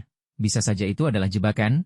Brother Li hanya bisa menuruti perkataan Han Feng tanpa berkomentar. Saat mereka mengobrol sambil menyusuri tempat itu, tiba-tiba keluar orang dari pintu di samping mereka. Mereka diam sejenak saat berhadap-hadapan, Han Feng dan Brother Li. Langsung melarikan diri secepat mungkin mereka berlari. Saat orang itu berniat memukul Brother Li dari belakang, dengan cepat Han Feng menahan pukulan itu dengan tangannya. Kemudian Brother Li menendang orang itu dengan sangat keras. Mereka berdua langsung melarikan diri lagi, tapi mereka sudah tidak bisa melarikan diri ke lantai bawah. Jadi mereka memutuskan untuk naik ke lantai atas yang sepertinya tidak ada orang. Mereka pun langsung menuju lantai 8 untuk bersembunyi sekaligus menyusuri tempat itu. Han Feng yang sedang menahan rasa sakit di tangannya, ditanya oleh Brother Li, kenapa tangannya itu? Han Feng merasa kalau tangannya itu patah. Saat mereka sedang mengobrol, pintu di belakang Han Feng mulai terbuka sedikit. Hal itu membuat Brother Li keheranan. Saat Brother Li akan memberitahu Han Feng, tiba-tiba ada yang menarik Han Feng ke dalam ruangan gelap itu. Han Feng yang ditarik dengan paksa ke ruangan itu terjatuh kesakitan. Pria itu menanyakan kenapa Han Feng bisa berada di sana. Han Feng menjawab, kalau dia sedang mengecek persediaan.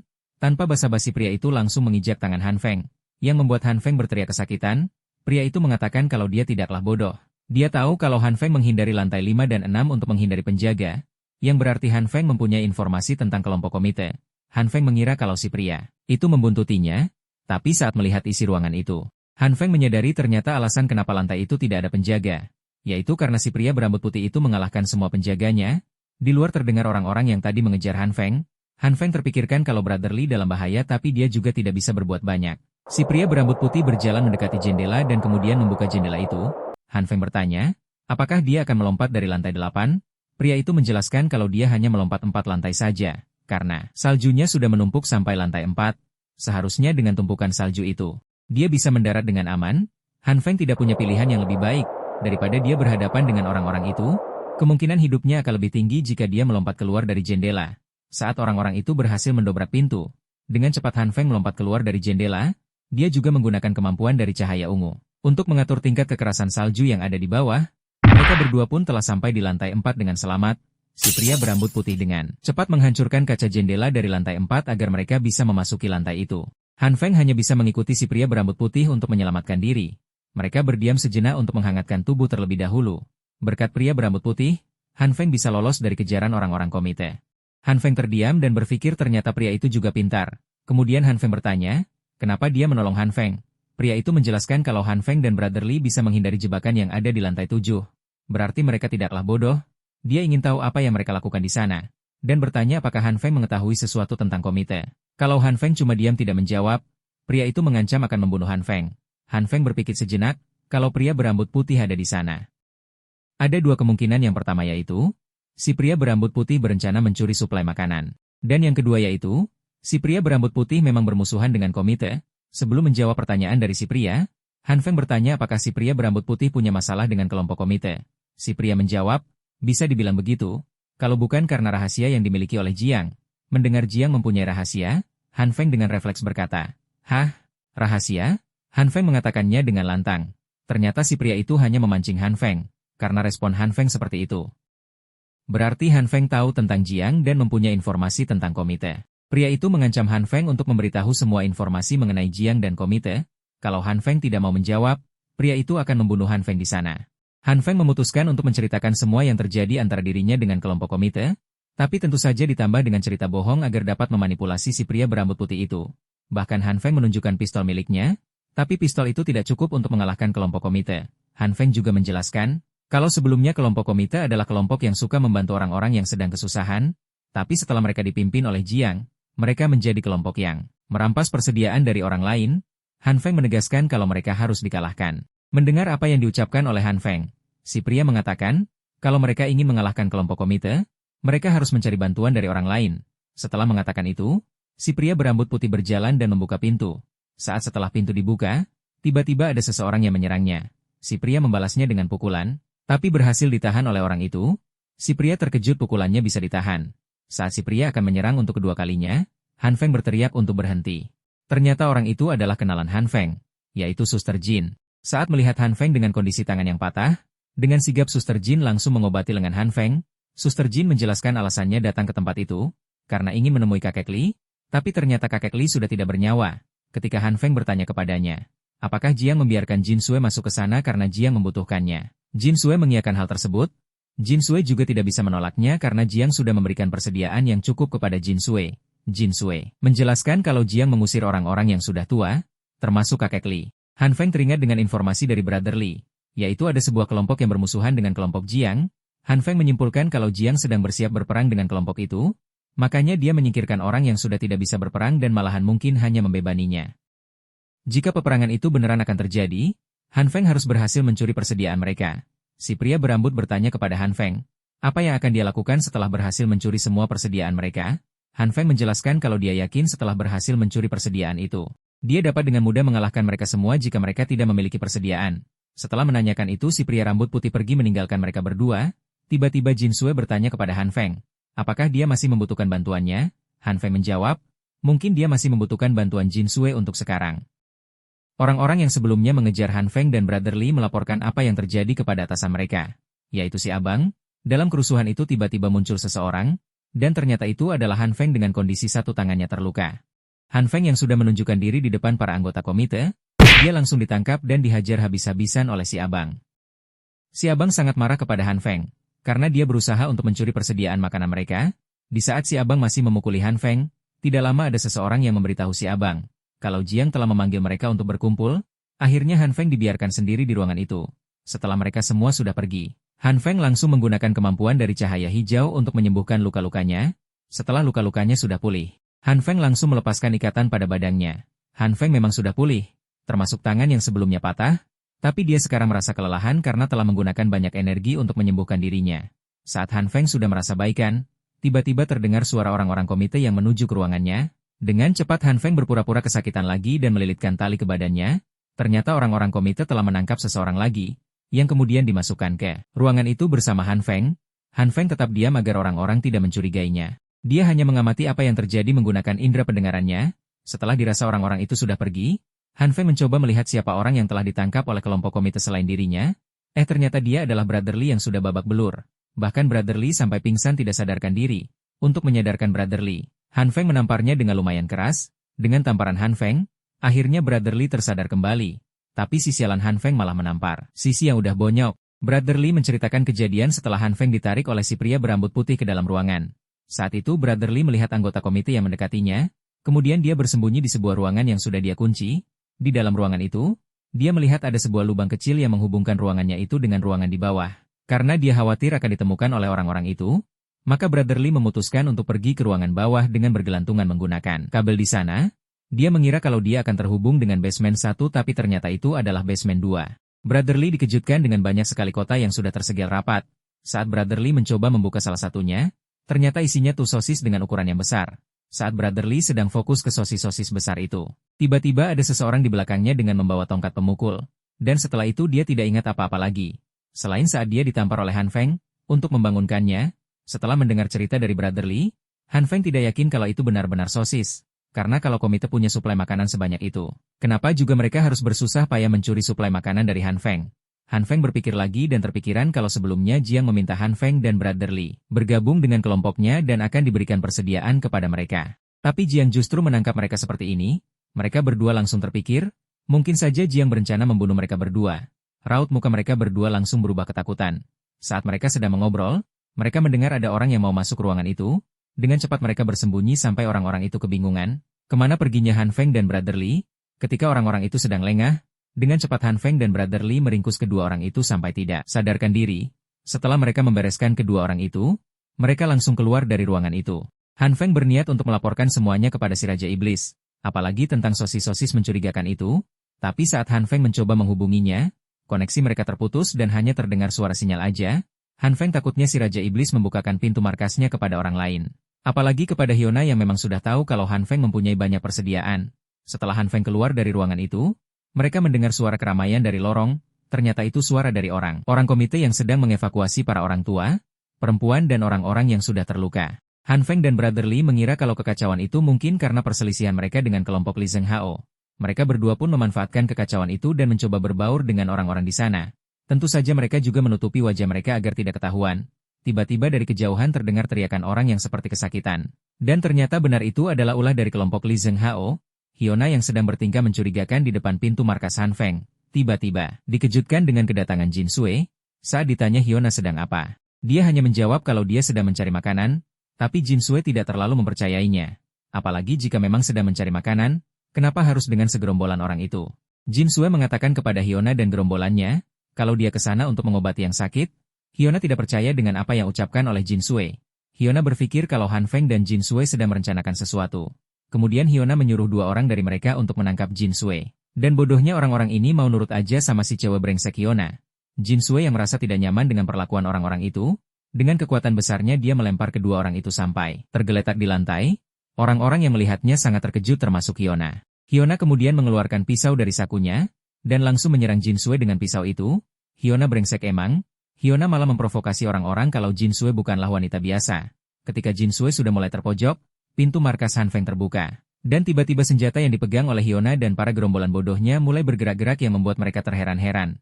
Ternyata itu adalah ulah si Raja Iblis yang menggunakan kemampuannya, yang menyebabkan semua senjata itu tertarik ke dalam portal miliknya. Ini si Raja Iblis lagi cosplay kah jadi Naruto. Dia dengan segel di tangnya membuat semua orang juga ketarik. Di sisi lain terjadi pertempuran yang disebabkan oleh kelompok Li Zheng Hao. Han Feng dan Brother Li juga dikejar-kejar oleh si Jin Zhongzai. Si Jin Zhongzai sangat marah karena dia telah dipukul wajahnya oleh Han Feng. Apalagi Han Feng menggunakan kemampuannya untuk mengeraskan sarung tangannya. Ternyata bukan hanya kelompok Li Zheng Hao saja yang mengejar mereka, tapi kelompok komite juga mengejar mereka. Han Feng khawatir kalau begitu terus, mereka bisa tertangkap. Han Feng yang sudah mempunyai sebuah rencana untuk menyingkirkan orang-orang itu, menyuruh Brother Li untuk pergi ke markas terlebih dahulu. Sedangkan Han Feng akan mengalihkan perhatian mereka, untuk memancing orang-orang itu.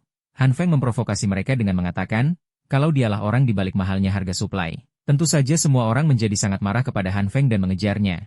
Sekarang semua orang berniat untuk membunuh Han Feng. Han Feng yang sedang mencoba mengalihkan perhatian mereka. Tiba-tiba ada seseorang yang berhasil menghajarnya sampai terpental. Han Feng yang sedang kesakitan memaksakan dirinya untuk berdiri. Dan memang tujuan Han Feng yaitu tembok di belakangnya. Dia menggunakan kemampuan cahaya ungu pada tembok itu, yang membuat semua orang merasa terheran-heran karena temboknya tiba-tiba menyala. Setelah mereka terheran-heran oleh tembok yang bersinar, sekarang mereka juga terkejut karena cahaya pada tembok tiba-tiba menghilang. Ketika mereka terdiam keheranan, tiba-tiba tembok itu hancur dan salju yang tertumpuk di luar otomatis masuk ke dalam yang menyebabkan semua orang menjadi sangat panik dan berlarian. Setelah Han Feng berhasil keluar dari tumpukan salju itu, akhirnya dia bisa terlepas dari orang-orang itu. Dia merasa terheran-heran karena dia tidak merasa kelelahan. Padahal sudah menggunakan kekuatannya untuk membuka tembok besar itu, Han Feng mengira mungkin saja kekuatannya telah berkembang. Saat Han Feng memikirkan hal itu, tiba-tiba ada si pria berambut putih yang langsung bertanya kenapa Han Feng melamun. Han Feng merasa terheran-heran kenapa tiba-tiba ada si pria berambut putih. Dia menyimpulkan mungkin saja pria berambut putih selama ini mengawasi apa yang dilakukan oleh Han Feng. Saat mereka berdua terdiam, tiba-tiba orang-orang itu mulai mencari keberadaan Han Feng lagi. Dengan cepat pria berambut putih menarik Han Feng keluar dari tumpukan salju itu, dan membawanya ke sebuah ruangan yang tidak ada siapa-siapa. Setelah mereka merasa sudah aman dari kejaran orang-orang itu, Han Feng menanyakan, siapa sebenarnya si pria rambut putih itu dan kenapa dia membantu Han Feng. Akhirnya si pria berambut putih itu mengenalkan dirinya, yang ternyata dia adalah Li Zheng Hao. Han Feng yang mendengarnya seketika terkejut, karena Li Zheng Hao adalah musuh dari kelompok Jiang. Li Zheng Hao ternyata berniat mengajak Han Feng untuk bekerja sama karena tujuan mereka berdua sama, yaitu mengalahkan kelompok komite yang dipimpin oleh Jiang. Han Feng merasa curiga kepada Li Zheng Hao, karena saat sebelumnya dia menolak tawaran Han Feng untuk bekerja sama. Tapi sekarang tiba-tiba dia yang mengajak bekerja sama. Han Feng berpikir kalau bekerja sama dengannya kemungkinan mengalahkan kelompok Jiang jadi lebih tinggi tapi di satu sisi, bisa saja Li Zheng Hao mengkhianatinya. Han Feng pun memutuskan untuk menyetujui kerja sama itu karena tujuan mereka sama. Di sisi lain, Jiang dan bawahannya sedang merencanakan sesuatu dengan kendaraan berat itu. Si abang nyamperin Jiang dan melaporkan kejadian di bawah, yaitu terjadi longsor salju karena tembok di bawah hancur yang menyebabkan suhu di bawah semakin rendah dan semua orang menjadi sangat panik. Kemudian di abang membisikkan kalau kedua orang itu telah menghilang. Jiang tidak menghiraukan keberadaan kedua orang itu, tapi ternyata Han Feng telah menyelinap ke sana dengan Li Zheng Hao. Han Feng sangat terkejut saat tahu ternyata kelompok Jiang mempunyai kendaraan militer. Saat mereka sedang membicarakan Jiang, tiba-tiba Li Zheng Hao menyerang mereka tanpa basa-basi. Li Zheng Hao menggunakan pistol untuk mengalihkan perhatian orang-orang itu. Saat semua orang sudah terlahirkan oleh suara pistol itu, dengan cepat Li Zheng Hao menyerang mereka. Satu persatu orang-orang itu ditumbangkan oleh Li Zheng Hao. Di saat perhatian mereka teralihkan oleh Li Zheng Hao, Jiang yang tidak ada yang menjaga langsung ditodong senjata oleh Han Feng. Si abang langsung panik karena Jiang sudah tertangkap tapi Jiang menyuruhnya untuk tenang. Ternyata Jiang sudah tahu kalau Han Feng akan datang ke sana. Jiang sudah tahu rencana Han Feng karena dia sudah memasang pelacak pada pistol Han Feng. Ternyata saat terjadi kerusuhan di rumah Han Feng, Jiang memiliki kesempatan untuk memasang pelacak pada pistol yang dia kembalikan kepada Han Feng. Han Feng bahkan kebingungan bagaimana dia memasangnya dengan secepat itu sampai Han Feng tidak menyadarinya. Jiang mengajak Han Feng untuk bekerja sama, tapi tentu saja Han Feng langsung menolak tawarannya itu. Han Feng tidak mau dijadikan anak buah oleh Jiang. Setelah Han Feng menolak tawaran dari Jiang, tiba-tiba muncul seorang prajurit dengan perlengkapan khusus yang membuat Han Feng terkejut. Han Feng langsung memalingkan pandangannya dari Jiang dan fokus ke prajurit itu. Han Feng yang sudah terpojok langsung melarikan diri dari para prajurit itu, dan untungnya Li Zhenghao dengan cepat menarik Han Feng agar tidak tertembak. Han Feng yang sedang panik ketakutan bertanya-tanya kenapa Li Zhenghao diam saja di saat mereka dikejar oleh para prajurit itu. Li Zhenghao menyuruh Han Feng untuk tenang. Pasukan khusus itu hanya berjumlah 3 orang. Li Zhenghao akan mengalihkan perhatian mereka sedangkan Han Feng harus menyerang Jiang. Tentu saja Han Feng ragu akan rencana itu karena mereka memiliki perlengkapan khusus sedangkan Li Zhenghao hanya mengandalkan tangan kosong. Tanpa basa-basi seperti biasa Li Zhenghao langsung dengan cepat menyerang para pasukan khusus itu. Li Zhenghao bergerak dengan lincah untuk menghindari peluru para pasukan itu. Han Feng yang menyaksikan kemampuan bertarung Li Zhenghao menyadari kalau pria itu bukanlah orang biasa. Jiang dengan si abang berniat meninggalkan tempat itu secepat mungkin menggunakan kendaraan militer. Han Feng langsung menggunakan kemampuan cahaya ungu untuk mengubah struktur lantai di bawah mobil itu, yang menyebabkan mobil itu tidak dapat melaju. Jiang dan si abang merasa heran dengan apa yang terjadi pada mobil itu. Apalagi karena tiba-tiba mobil itu seperti tenggelam dalam lumpur. Han Feng yang sedang berada di belakang mobil itu dikejutkan oleh seseorang yang tiba-tiba melemparkan sebuah granat ke arahnya. Han Feng diam tidak bergerak saat granat mendekat ke arahnya. Ledakan pun terjadi. Han Feng terlempar oleh ledakan itu sampai Han Feng tidak sadarkan diri. Han Feng yang sedang tidak sadarkan diri, kembali memimpikan domba seperti sebelumnya. Di dalam mimpi, Han Feng dikejutkan oleh domba yang berukuran sangat besar dengan lidahnya yang sangat panjang. Domba itu kemudian melilit badan Han Feng menggunakan lidahnya. Kemudian lidah si domba itu mengeluarkan cahaya hijau yang dapat menyembuhkan luka. Tiba-tiba Han Feng tersadar dari pingsannya dengan matanya dipenuhi cahaya hijau. Si abang yang sedang fokus pada mobil militer itu, tiba-tiba dikejutkan oleh tangan yang berselimut cahaya merah yang muncul di sampingnya. Dan ternyata itu adalah Han Feng dengan kemampuan barunya. Si abang yang terkejut karena Han Feng tiba-tiba muncul dan melenyapkan mobil militer, langsung menodongkan pistol ke arah kepala Han Feng. Han Feng yang melihatnya bukannya melarikan diri atau menyerah, tapi malah diam saja dan dengan cepat langsung menggenggam pistol yang dipegang si abang. Melihat apa yang dilakukan oleh Han Feng membuat si abang sangat terkejut sambil ketakutan. Termasuk Jiang juga yang berada di dekat si abang. Apalagi saat cahaya merah itu mulai merambat ke badan si abang. Seketika pistol dan pakaian si abang lenyap. Bahkan mobil yang terbuat dari baja saja lenyap oleh cahaya merah itu. Jiang yang melihat hal tersebut langsung pergi keluar dari mobil itu. Si abang yang sudah kehilangan pakaiannya seketika merasakan dingin yang luar biasa bahkan badannya sampai menggigil kedinginan. Si abang satunya lagi atau kembaran si abang, yang melihat itu langsung berteriak kepada Han Feng. Dan langsung menyerang Han Feng dengan pipa besi di tangannya. Tapi dengan mudah ditahan oleh Han Feng dengan kemampuan cahaya merah itu, yang membuat pipa besi itu menjadi hancur juga. Jiang si pengecut memilih untuk melarikan diri dan meminta bantuan kepada yang lain. Han Feng menghampiri orang yang sedang berada di dalam mobil militer, dan bersiap menggunakan kekuatan cahaya ungu. Setelah Han Feng menyentuh mobil itu, Han Feng langsung menggunakan kekuatan cahaya ungu pada keseluruhan mobil itu, yang membuat mobil itu seperti meleleh. Dengan kekuatan cahaya ungu dapat membuat baja yang keras menjadi sangat lembut seperti mochi. Orang-orang yang di dalamnya sangat panik, karena kejadian aneh itu, yang membuat mereka tidak bisa keluar dari mobil itu. Tiba-tiba ada yang menembak Han Feng dan untungnya hanya menggores pipi Han Feng saja. Dengan cepat Han Feng langsung beralih ke cahaya hijau untuk menyembuhkan luka yang dia terima barusan. Setelah itu Han Feng langsung mengejar orang yang tadi menembaknya. Orang-orang itu berlari ketakutan seperti sedang dikejar setan. Saat Han Feng mengejar kedua orang itu, tiba-tiba pasukan khusus melindungi orang-orang itu dengan cara menembaki Han Feng. Li Zhenghao yang melihat Han Feng dari kejauhan merasa heran dengan apa yang sebenarnya akan dilakukan oleh Han Feng. Han Feng menggunakan kemampuan cahaya ungu untuk mengubah tekstur lantai yang dipijak oleh pasukan khusus itu. Hal itu berhasil membuat pasukan itu kesulitan bergerak. Saat pasukan itu lengah, dengan cepat Han Feng memegang senapan mereka dan langsung menghancurkannya. Kemudian Han Feng menggabungkan cahaya hijau dan ungu untuk membuat senjata untuk menyerang pasukan itu. Seketika kedua pasukan itu pun sudah tumbang. Tapi sekarang kondisi Han Feng menjadi kelelahan akibat terlalu sering menggunakan kekuatannya itu. Han Feng yang mulai kehilangan kesadaran melihat si abang yang berniat menyerangnya. Tapi Han Feng yang sudah kehabisan tenaga pun tergeletak di depan si abang. Si abang yang sudah sangat marah kepada Han Feng berniat langsung membunuh Han Feng saat itu juga. Tiba-tiba ada yang menghajar si abang saat sedang lengah sampai terpental, dan orang itu adalah Li Zhenghao. Li Zhenghao langsung mengangkat badan Han Feng dengan satu tangan saja. Asli kuat bener ini orang. Sampai bisa ngangkat si Han Feng cuma pakai satu tangan. Li Zhenghao memeriksa Han Feng apakah beneran tidak sadarkan diri. Ternyata Han Feng memang beneran sudah tidak sadarkan diri.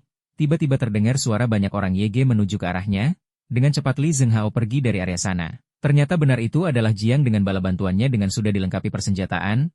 Saat Jiang datang, di sana sudah tidak ada Han Feng dan Li Zhenghao. Bahkan pasukan khusus aja sudah mati tergeletak. Si abang kembar sekarang sudah tidak ada dan hanya tersisa satu abang saja sekarang. Sekarang Jiang sudah tidak bisa banyak bertindak. Yang sebelumnya Jiang berencana memindahkan markasnya. Sekarang sudah gagal karena pasukan khusus sudah mati dan ada juga yang menghilang. Jiang pun memutuskan untuk meninggalkan tempat itu. Di sisi lain, Han Feng terbangun dari pingsannya dan langsung berteriak granat. Setelah tersadar, Han Feng kebingungan tidak ingat apa yang terjadi. Han Feng bertanya ke Li Zhanghao tentang apa yang terjadi pada dirinya yang sama sekali tidak terluka. Li Zhanghao hanya menjawab, kalau Han Feng saja tidak tahu apalagi dirinya. Yang jelas sekarang Li Zhanghao sudah tahu rencana Jiang. Ternyata Li Zhanghao mengetahui rencana Jiang dari pasukan khusus yang sebelumnya dia tangkap. Dia mengatakan kepada Han Feng, kalau dia juga ingin tahu apa rencana Jiang, tanya saja ke orang ini. Han Feng menanyakan tentang kesepakatan apa yang dilakukan oleh Jiang dengan para tentara. Ternyata Jiang melakukan kesepakatan pertukaran, yaitu menukarkan suplai makanan dengan senjata. Han Feng tidak mempercaya ucapan si pasukan khusus itu. Tanpa basa-basi Li Zhanghao langsung mematahkan jari tentara itu, yang membuat si tentara berteriak kesakitan. Apes banget itu tentara ketemu Li Zhanghao yang dengan kejam menyiksanya. Tentara itu mengatakan kalau rencana mereka gagal, maka tugas mereka akan ada yang menggantikan. Li Zhanghao menanyakan, apakah salah satu dari mereka ada yang memiliki kekuatan super? Dilihat dari reaksi si tentara, Han Feng curiga kalau tentara itu berbohong, yang berarti salah satu dari mereka ada yang mempunyai kekuatan super seperti Han Feng. Li Zhanghao tanpa segan langsung mengakhiri hidup si tentara. Li Zhanghao menegaskan kalau jangan segan membunuh mereka. Mereka itu adalah musuh Han Feng dan Li Zhanghao. Setelah selesai, mereka berpisah di sana. Apalagi Han Feng harus melaporkan apa yang dia tahu kepada Brother Li dan si Raja Iblis. Han Feng kembali ke tempat di mana sebelumnya terdapat kendaraan militer. Han Feng mengamati sekitar tapi ada yang aneh. Kendaraan militer itu sekarang tidak ada satupun. Tidak lama kemudian, Han Feng melihat ada seseorang di sana. Han Feng bersiap dengan pemukul di tangannya untuk berjaga-jaga.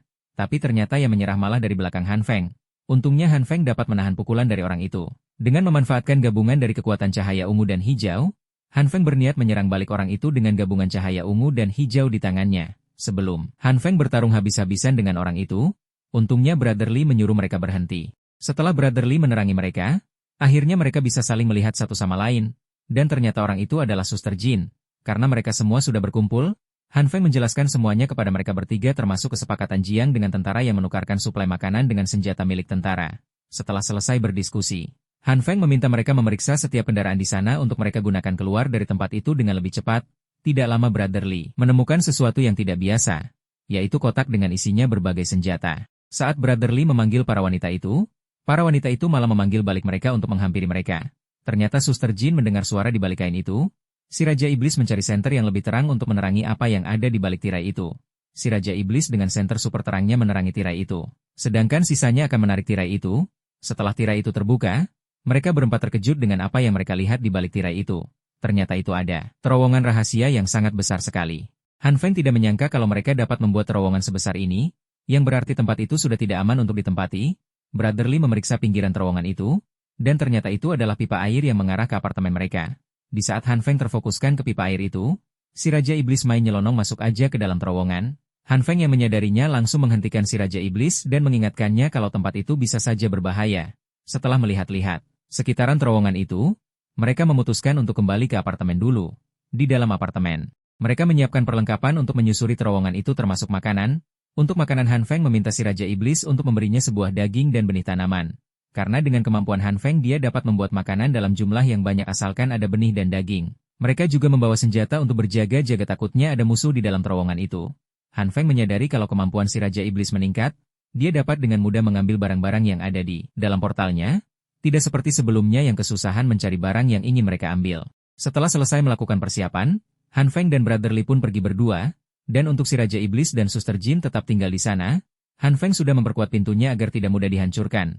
Tidak lama kemudian mereka sampari di pintu terowongan itu. Han Feng berharap dapat menemukan tempat yang aman di ujung terowongan itu. Di dalam terowongan itu ternyata suhunya juga dingin ditambah jalannya tidak semulus di awal. Setelah melewati berbagai medan yang beda-beda, mereka menemukan sesuatu, yaitu peda dari terowongan bawah tanah itu. Saat mereka sedang berdiskusi tiba-tiba Han Feng mendengar sesuatu, dia langsung menyuruh Brother Li diam dan mematikan senternya. Dan ternyata benar itu adalah suara mobil yang menuju ke arah mereka. Untungnya Han Feng menyadarinya lebih awal, jadi mereka dapat bersembunyi dengan tepat waktu. Han Feng mengira kalau para tentara itu adalah bala bantuan. Karena sebelumnya para pasukan khusus itu dikalahkan oleh Li Zhanghao, Han Feng berniat mengikuti mobil itu. Tapi mereka membutuhkan penyamaran, agar tidak ketahuan. Brotherly yang tahu jalan pintas sekarang memimpin penelusuran terowongan itu, tapi saat Brotherly mencari jalan keluar dari terowongan itu melalui saluran air, hampir semua penutupnya tidak bisa dibuka. Dan untungnya ada satu yang dapat dibuka. Setelah menemukan penutup saluran air yang dapat dibuka, mereka langsung keluar dari sana. Dan ternyata itu adalah area parkiran.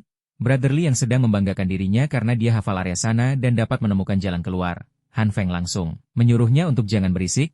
Mereka berdua dengan hati-hati menyusuri area itu. Sepertinya di sana telah terjadi perkelahian sebelumnya, bahkan mayatnya saja masih tergeletak di sana. Saat mereka mengamati area sekitar, mereka mendengar sesuatu yang ternyata itu adalah para pekerja yang seperti sedang membangun terowongan.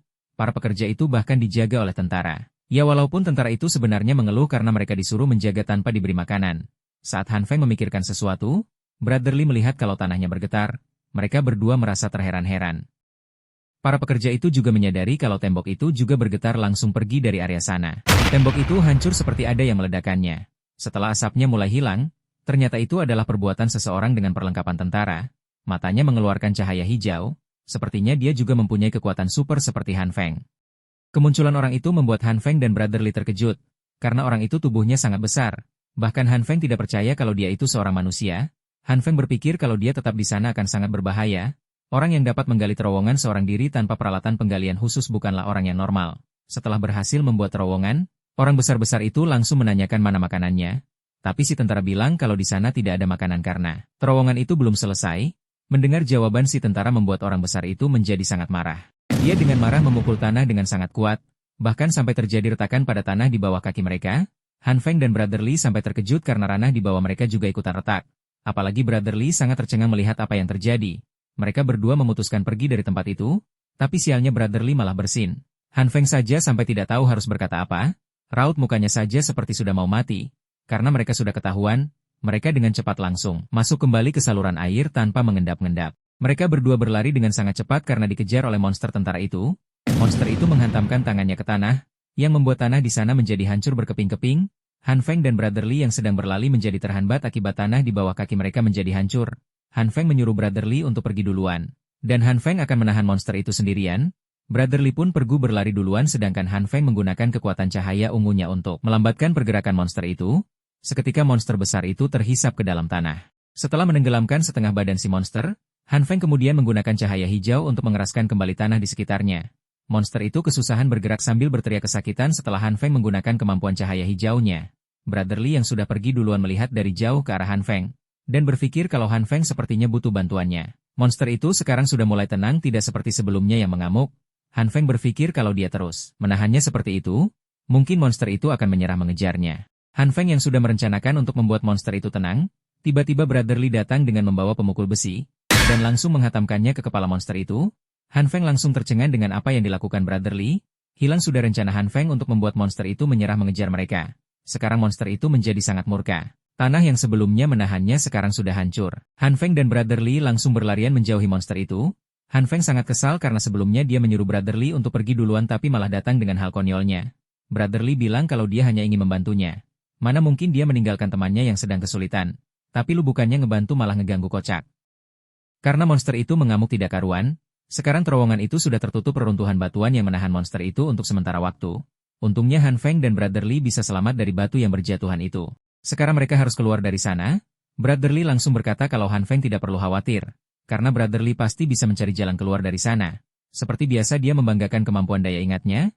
Dia berkata kalau dia masih mengingat peta terowongan itu yang sebelumnya mereka lihat. Dengan percaya dirinya dia menyuruh Han Feng mengikutinya. 10 menit kemudian mereka kembali ke saluran air apartemen mereka. Setelah lama berjalan mereka tidak juga keluar dari tempat itu. Han Feng yang sudah kelelahan duduk diam.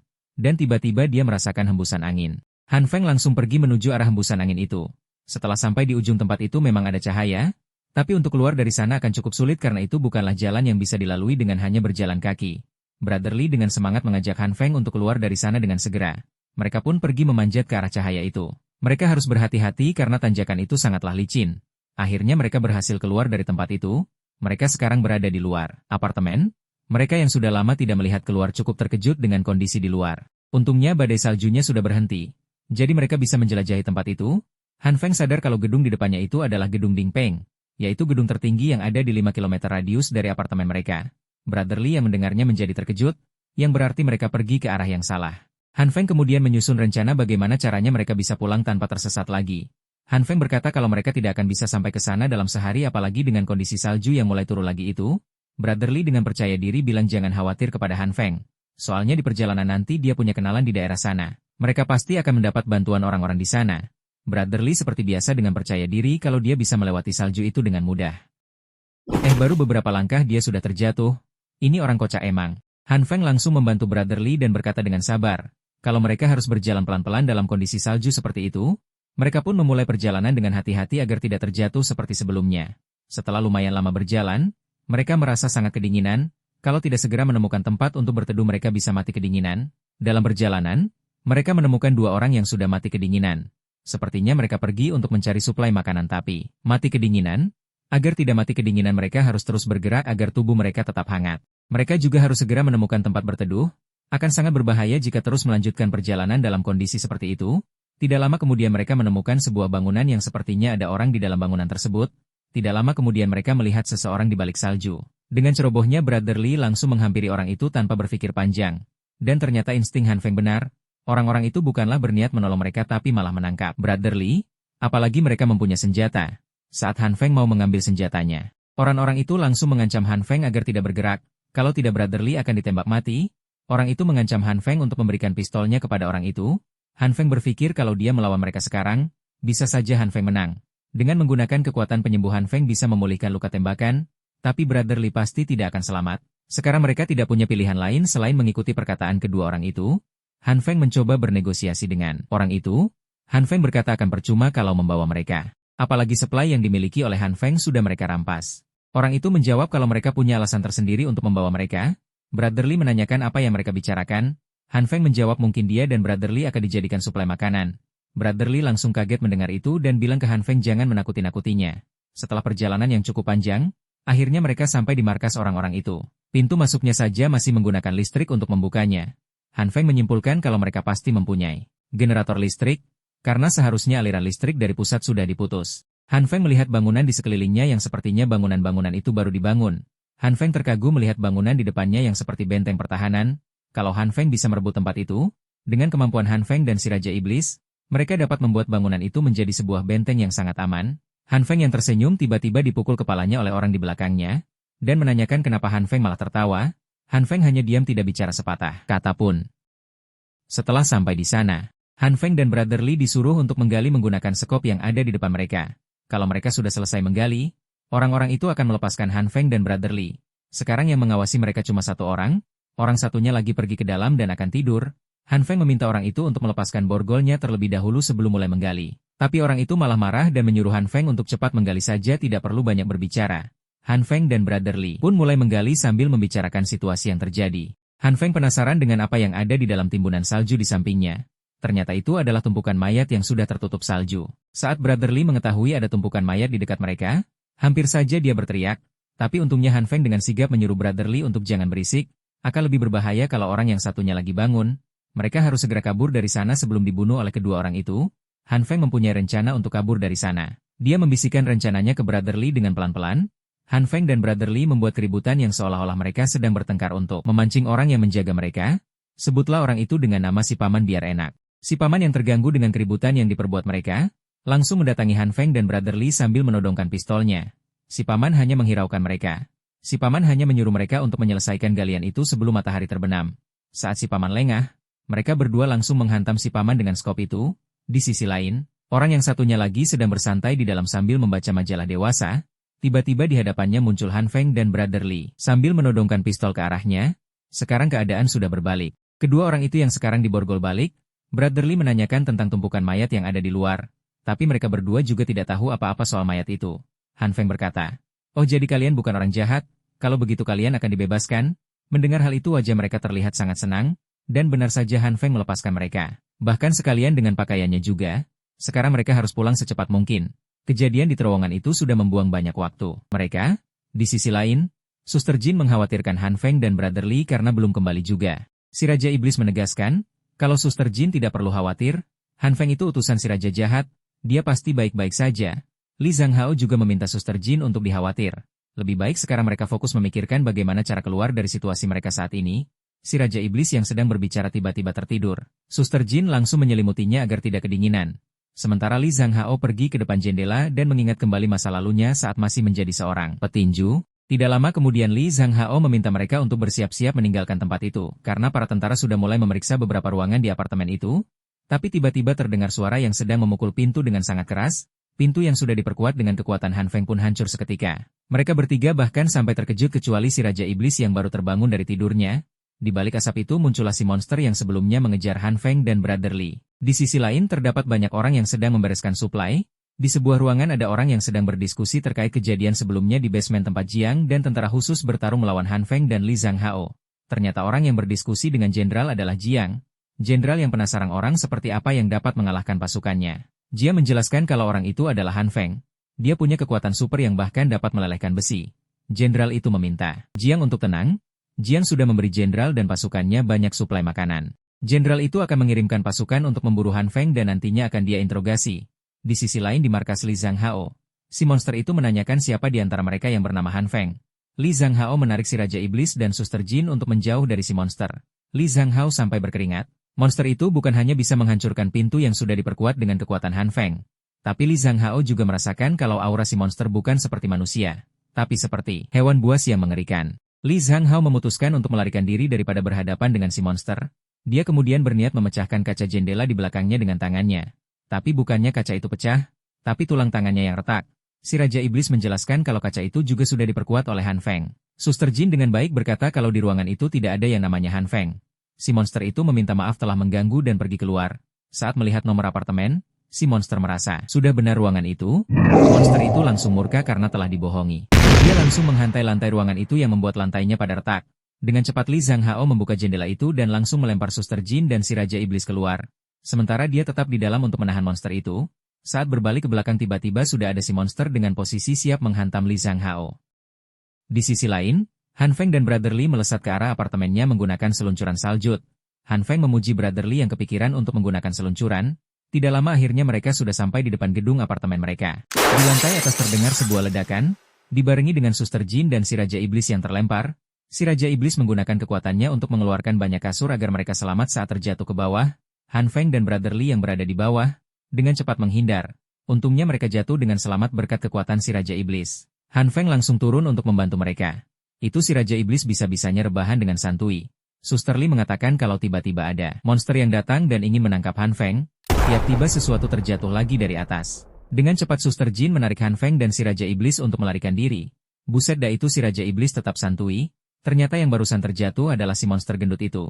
Si Raja Iblis menyuruh Han Feng memikirkan sesuatu untuk menghentikan monster gendut itu. Seperti biasa Han Feng yang jenius langsung punya ide untuk menghentikannya. Han Feng menyuruh mereka untuk pergi duluan sementara Han Feng akan menghentikannya. Han Feng mengeluarkan sesuatu dari kantongnya dan bersiap melemparkannya kepada si monster gendut itu.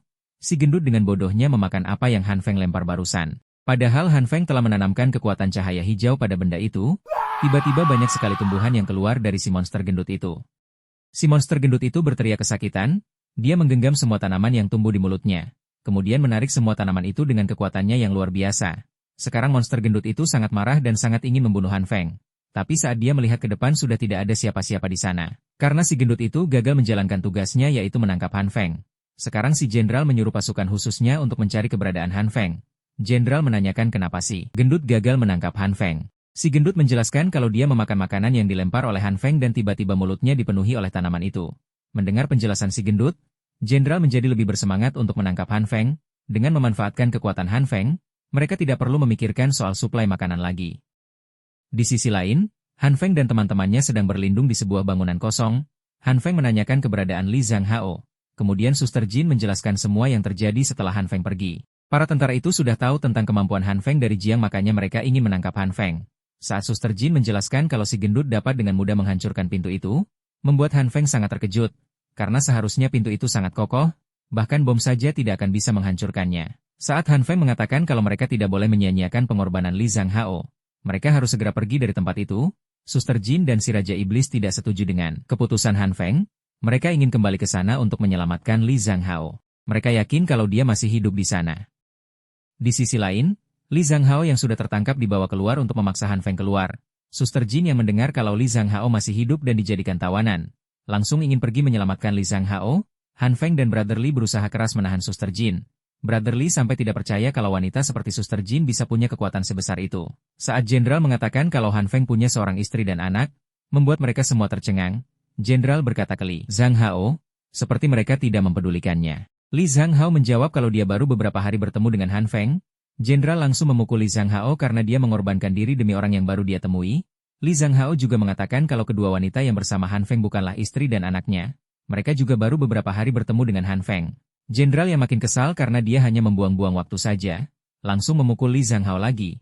Sekarang si Jenderal menawarkan Han Feng, kalau Han Feng ingin berhubungan dengan wanita, dia bisa memilih sesukanya di markas tentara. Han Feng yang mendengar apa yang diucapkan oleh Jenderal, tanpa pikir panjang langsung ingin pergi keluar. Han Feng, bisa juga lu ternyata dibodoh-bodohi. Untungnya Suster Li dan Brother Li menahannya agar tidak bertindak bodoh. Si Raja Iblis yang biasanya diam. Sekarang dia yang sudah lelah melihat tingkah teman-temannya.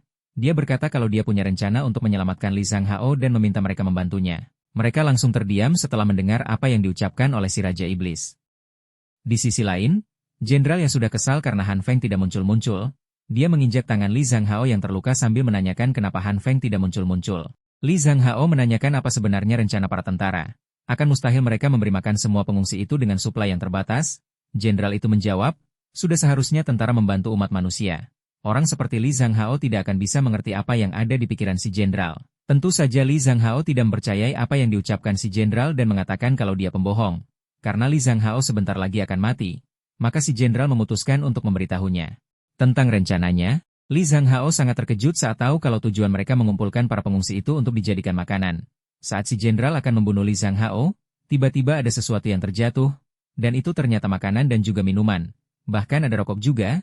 Para tentara yang melihatnya langsung berlarian mengambil makanan yang berjatuhan itu. Si Jenderal menyuruh anak buahnya untuk kembali, tapi tidak ada yang mendengarkan si Jenderal. Tiba-tiba muncul kendaraan berat dari gedung itu, dan yang mengendarai alat berat itu adalah Han Feng. Si Raja Iblis menjelaskan rencananya kepada Han Feng dan yang lainnya. Pertama-tama mereka akan memberi makanan untuk mengalihkan perhatian mereka. Ketika perhatian mereka teralihkan oleh makanan, Han Feng langsung menyerang mereka dengan robotnya yang canggih. Suster Jin dan Brother Li yang belum mengerti cara berpikir si Raja Iblis. Harus Han Feng jelaskan ulang kepada mereka rencana realitanya. Yang dimaksud robot canggih adalah sebuah mobil atau apapun itu yang bisa dikendarai. Brother Li dan Suster Jin terheran-heran bagaimana bisa Han Feng mengerti apa yang diucapkan oleh si Raja Iblis. Han Feng tersenyum dan berkata kalau dia sering latihan. Han Feng menanyakan kalau di mana dia bisa mendapatkan mobil. Si Raja Iblis dengan santai berkata kalau dia sudah mendapatkan mobil itu. Itulah bulldozer. Han Feng dengan bulldosernya menyapu semua tentara itu. Si monster gendut itu mencoba menghentikan bulldozer dengan kekuatannya. Tapi si gendut juga tidak sanggup menahan bulldozer itu dengan hanya mengandalkan kekuatannya saja. Si Jenderal mengancam Han Feng untuk berhenti atau dia akan menembak Li Zhanghao. Han Feng tidak mendengarkan ancaman si Jenderal dan terus menerobos ke depan. Membuat si Jenderal terpaksa melompat untuk menghindari bulldozer itu. Han Feng menggunakan kemampuan cahaya ungu untuk mengubah tekstur salju yang berada di area Li Zhanghao. Han Feng terus melaju dengan bulldozer itu untuk menjemput si Raja Iblis dan yang lainnya. Setelah sampai di pinggir gedung itu, mereka melompat keluar dan menaiki bulldozer itu. Setelah semuanya sudah naik, Han Feng langsung memajukan bulldozer itu lagi. Tapi para tentara itu menembaki mereka dari belakang. Si Jenderal menyuruh anak buahnya untuk mengejar Han Feng secepat mungkin. Tapi mobil mereka akan kesusahan untuk melaju dengan kondisi salju setebal itu. Jenderal menjadi semakin marah apalagi bulldozer yang dibawa Han Feng adalah milik mereka. Si Jenderal menyuruh anak buahnya untuk mengikuti bulldozer itu.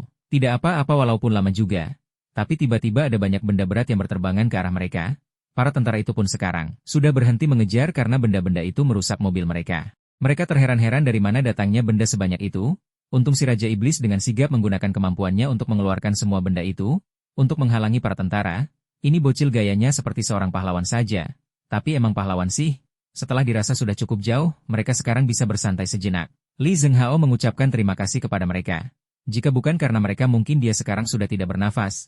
Sekarang Han Feng berniat membawa mereka ke sebuah villa yang sebelumnya mereka rampas dari orang yang menangkap mereka. Tapi tiba-tiba bulldozer itu berhenti bergerak karena kehabisan bahan bakar. Han Feng menanyakan apakah si Raja Iblis mempunyai minyak. Di negara Han Feng, minyak goreng dan bahan bakar sama-sama disebut minyak. Si Raja Iblis menjawab, tentu saja sambil mengeluarkan sesuatu. Yang dia keluarkan malah minyak goreng yang sangat banyak. Han Feng sampai berteriak. Kalau yang dia maksud bukan minyak goreng, tapi minyak untuk bahan bakar. Han Feng sampai pusing oleh kelakuan si Raja Iblis. Karena sebelumnya Han Feng sudah menyuruh si Raja Iblis untuk menyimpan bensin, bukan malah menyimpan minyak goreng.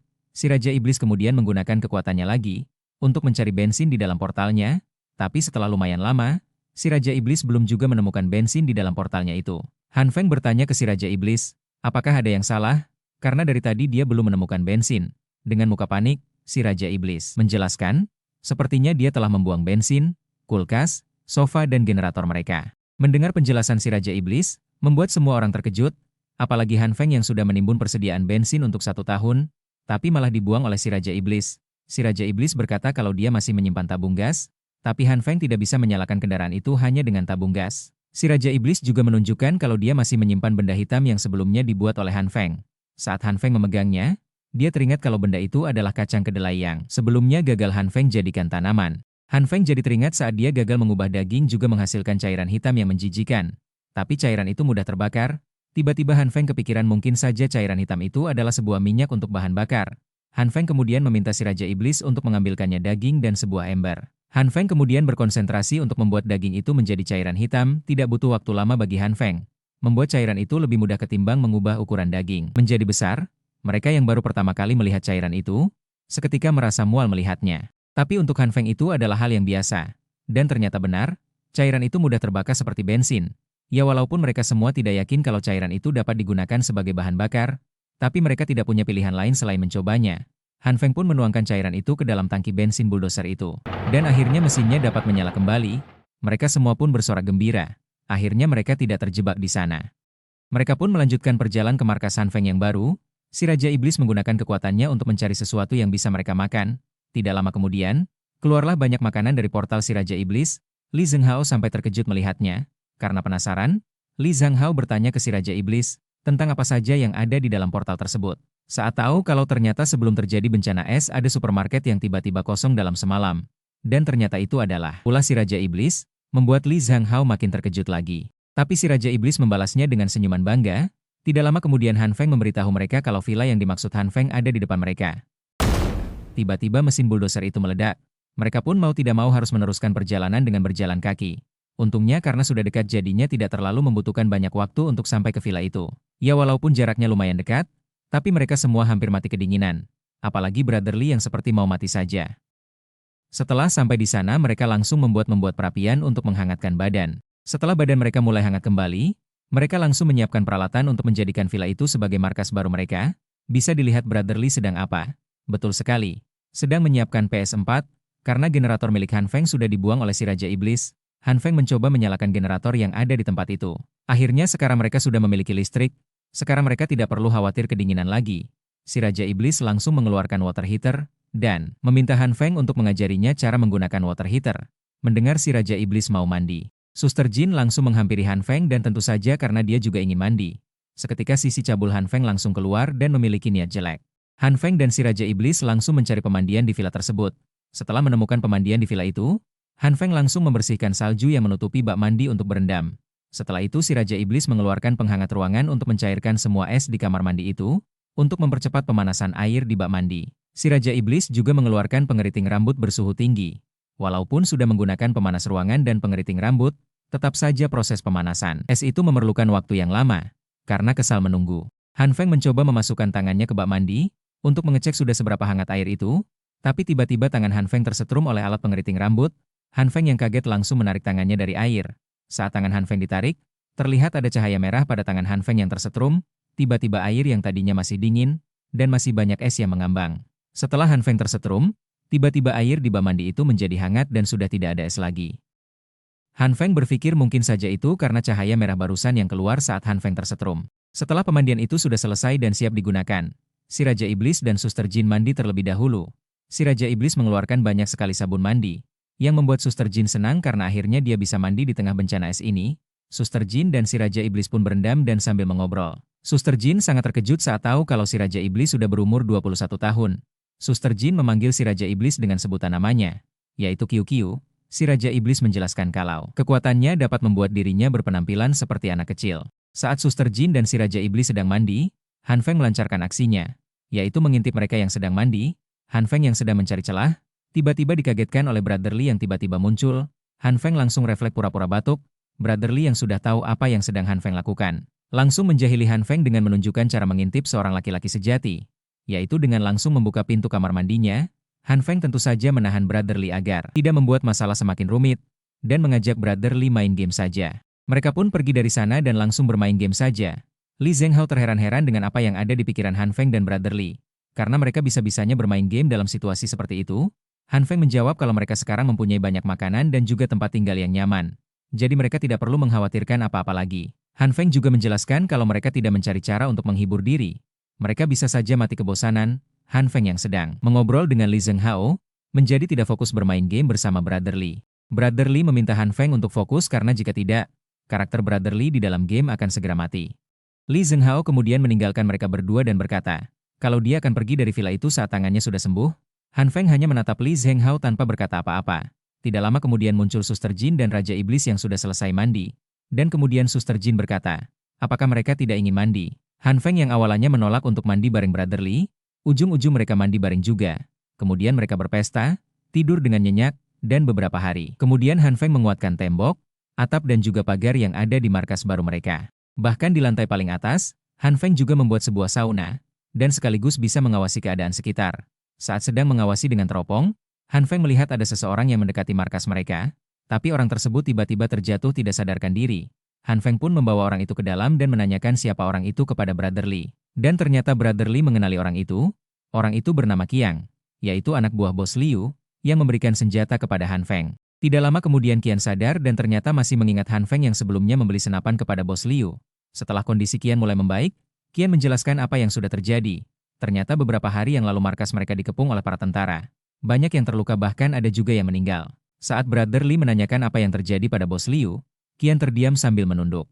Qian kemudian menjelaskan detail kejadiannya. Bos Liu mengikuti nasihat dari Han Feng, yaitu mengumpulkan banyak suplai untuk bertahan di bencana es ini. Suplai yang dikumpulkan Bos Liu dan kelompoknya sangat banyak, bahkan cukup untuk membantu para warga yang sedang kesusahan.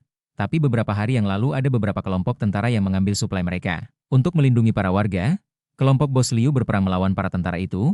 Bos Liu yang tertembak kakinya pun dibawa oleh para tentara itu. Saat Bos Liu ditangkap, semua anak buahnya berpencar dan berjanji akan bertemu di lokasi penyimpanan suplai, dan salah satu tempat penyimpanan suplai, yaitu villa ini yang dijadikan markas oleh Han Feng. Itulah alasan kenapa Qian memaksakan diri untuk mendatangi villa tersebut. Brother Li dengan tegas berkata ke Qian, Bos Liu masih hidup kan? Qian juga merasa kalau Bos Liu masih hidup, karena dia cuma tertembak di kakinya.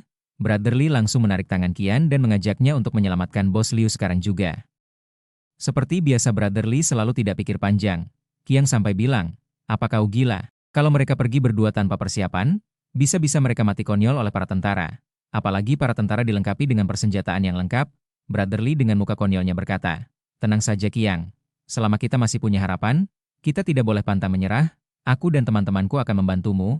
Qian kemudian berkata ke Brother Li, kalau dia ingin bunuh diri silahkan saja sendiri.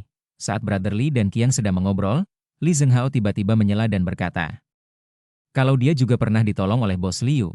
Li Zhenghao memutuskan untuk membantu Qian menyelamatkan Bos Liu. Setelah berkata seperti itu, Li Zhenghao langsung merobek perban pada tangannya yang sebelumnya patah. Qian yang setelah melihat Li Zhenghao dengan teliti, dia akhirnya sadar. Ternyata Li Zhenghao adalah seorang petinju yang memenangkan 30 pertandingan secara berturut-turut, dan dia dijuluki si Whale Dog. Mendengar julukan si Whale Dog, membuat Han Feng tidak bisa menahan ketawanya dan mengejek Li Zhenghao karena sebutan itu. Setelah tahu kalau Li Zhenghao adalah seorang petinju legendaris, sekarang Qian menjadi lebih percaya diri. Dengan bantuan Li Zhenghao, mereka yakin dapat menyelamatkan Bos Liu. Han Feng yang tidak mau ikut menyelamatkan Bos Liu, berpikir kalau dia menolak ikut, pasti dia akan terlihat jahat di mata mereka. Jadi Han Feng beralasan dia tidak bisa ikut karena harus menjaga kedua wanita itu dan markas barunya ini. Beberapa hari kemudian, Han Feng menyiapkan suplai dan peralatan untuk mereka bertiga. Bahkan Han Feng juga membekali mereka dengan sebuah pistol untuk berjaga-jaga. Sebelum mereka pergi, Han Feng menanyakan kenapa Qian membawa banyak sekali rokok. Qian menjelaskan, kalau dalam kondisi seperti ini, uang tidaklah berarti. Di luar sana, untuk melakukan transaksi, mereka menggantikan uang dengan rokok, makanya Qian membawa banyak sekali rokok. Setelah itu mereka bertiga pun pergi dari sana. Qian tidak lupa juga mengucapkan terima kasih kepada Han Feng karena sudah membantunya. Beberapa hari kemudian, Han Feng meningkatkan sistem keamanan di markasnya. Dia memasang kamera pemantau di setiap sudut di sana agar bisa memantau area sekitar. Tapi masalah baru muncul, yaitu persediaan sayur mereka sudah semakin menipis. Han Feng masih santai karena si Raja Iblis berkata masih menyimpan banyak sayuran. Ternyata yang dimaksud sayuran itu timun. Han Feng mulai panik, karena dia sebelumnya hanya bisa mengubah gandum, kedelai dan daging. Sekarang apapun yang terjadi Han Feng harus bisa mengubah kubis itu, karena mereka cuma punya satu kubis lagi. Tapi semua percobaan Han Feng gagal. Bahkan Han Feng sudah mencoba kekuatannya ke wortel, cabai, dan kentang, tapi semuanya gagal. Si Raja Iblis dengan santainya bilang, kalau dia masih punya banyak timun, jadi tidak perlu khawatir, manusia tidak mungkin mati hanya karena tidak makan sayuran. Han Feng hanya diam dengan tatapan kosong. Suster Jin kemudian berkata, kalau mereka bisa mencoba menanam sayuran di dalam ruangan, dulu saat sebelum terjadi bencana es, Suster Jin berhasil melakukannya, asal ada tanah dan pencahayaan yang cukup. Han Feng dan Suster Jin mencoba menggali tanah yang ada di luar, tapi karena bencana es ini, membuat tanahnya menjadi sangat keras. Suster Jin yang sangat kuat, menggunakan semua kekuatannya untuk menggali, tapi malah skopnya yang rusak. Mereka pun pergi dulu ke dalam untuk memikirkan cara bagaimana menggali tanah yang keras itu. Di dalam, si Raja Iblis sedang membuat pot bunga menggunakan botol minum yang sudah tidak digunakan.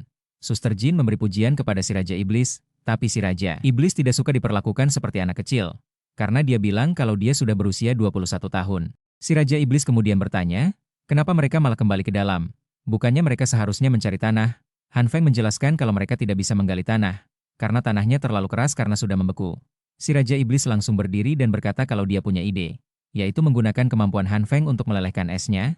Han Feng yang belum bisa mengendalikan kekuatan cahaya merah itu, melakukan percobaan terlebih dahulu, yaitu memanaskan air seperti sebelumnya di pemandian, tapi setelah beberapa saat, Han Feng tetap tidak bisa mengaktifkan kekuatannya itu. Saat sedang berpikir, Han Feng teringat kalau saat itu dia dapat mengaktifkan kemampuannya saat tersetrum. Han Feng kemudian bertanya ke si Raja Iblis, apakah dia mempunyai alat yang bisa menyetrum Han Feng?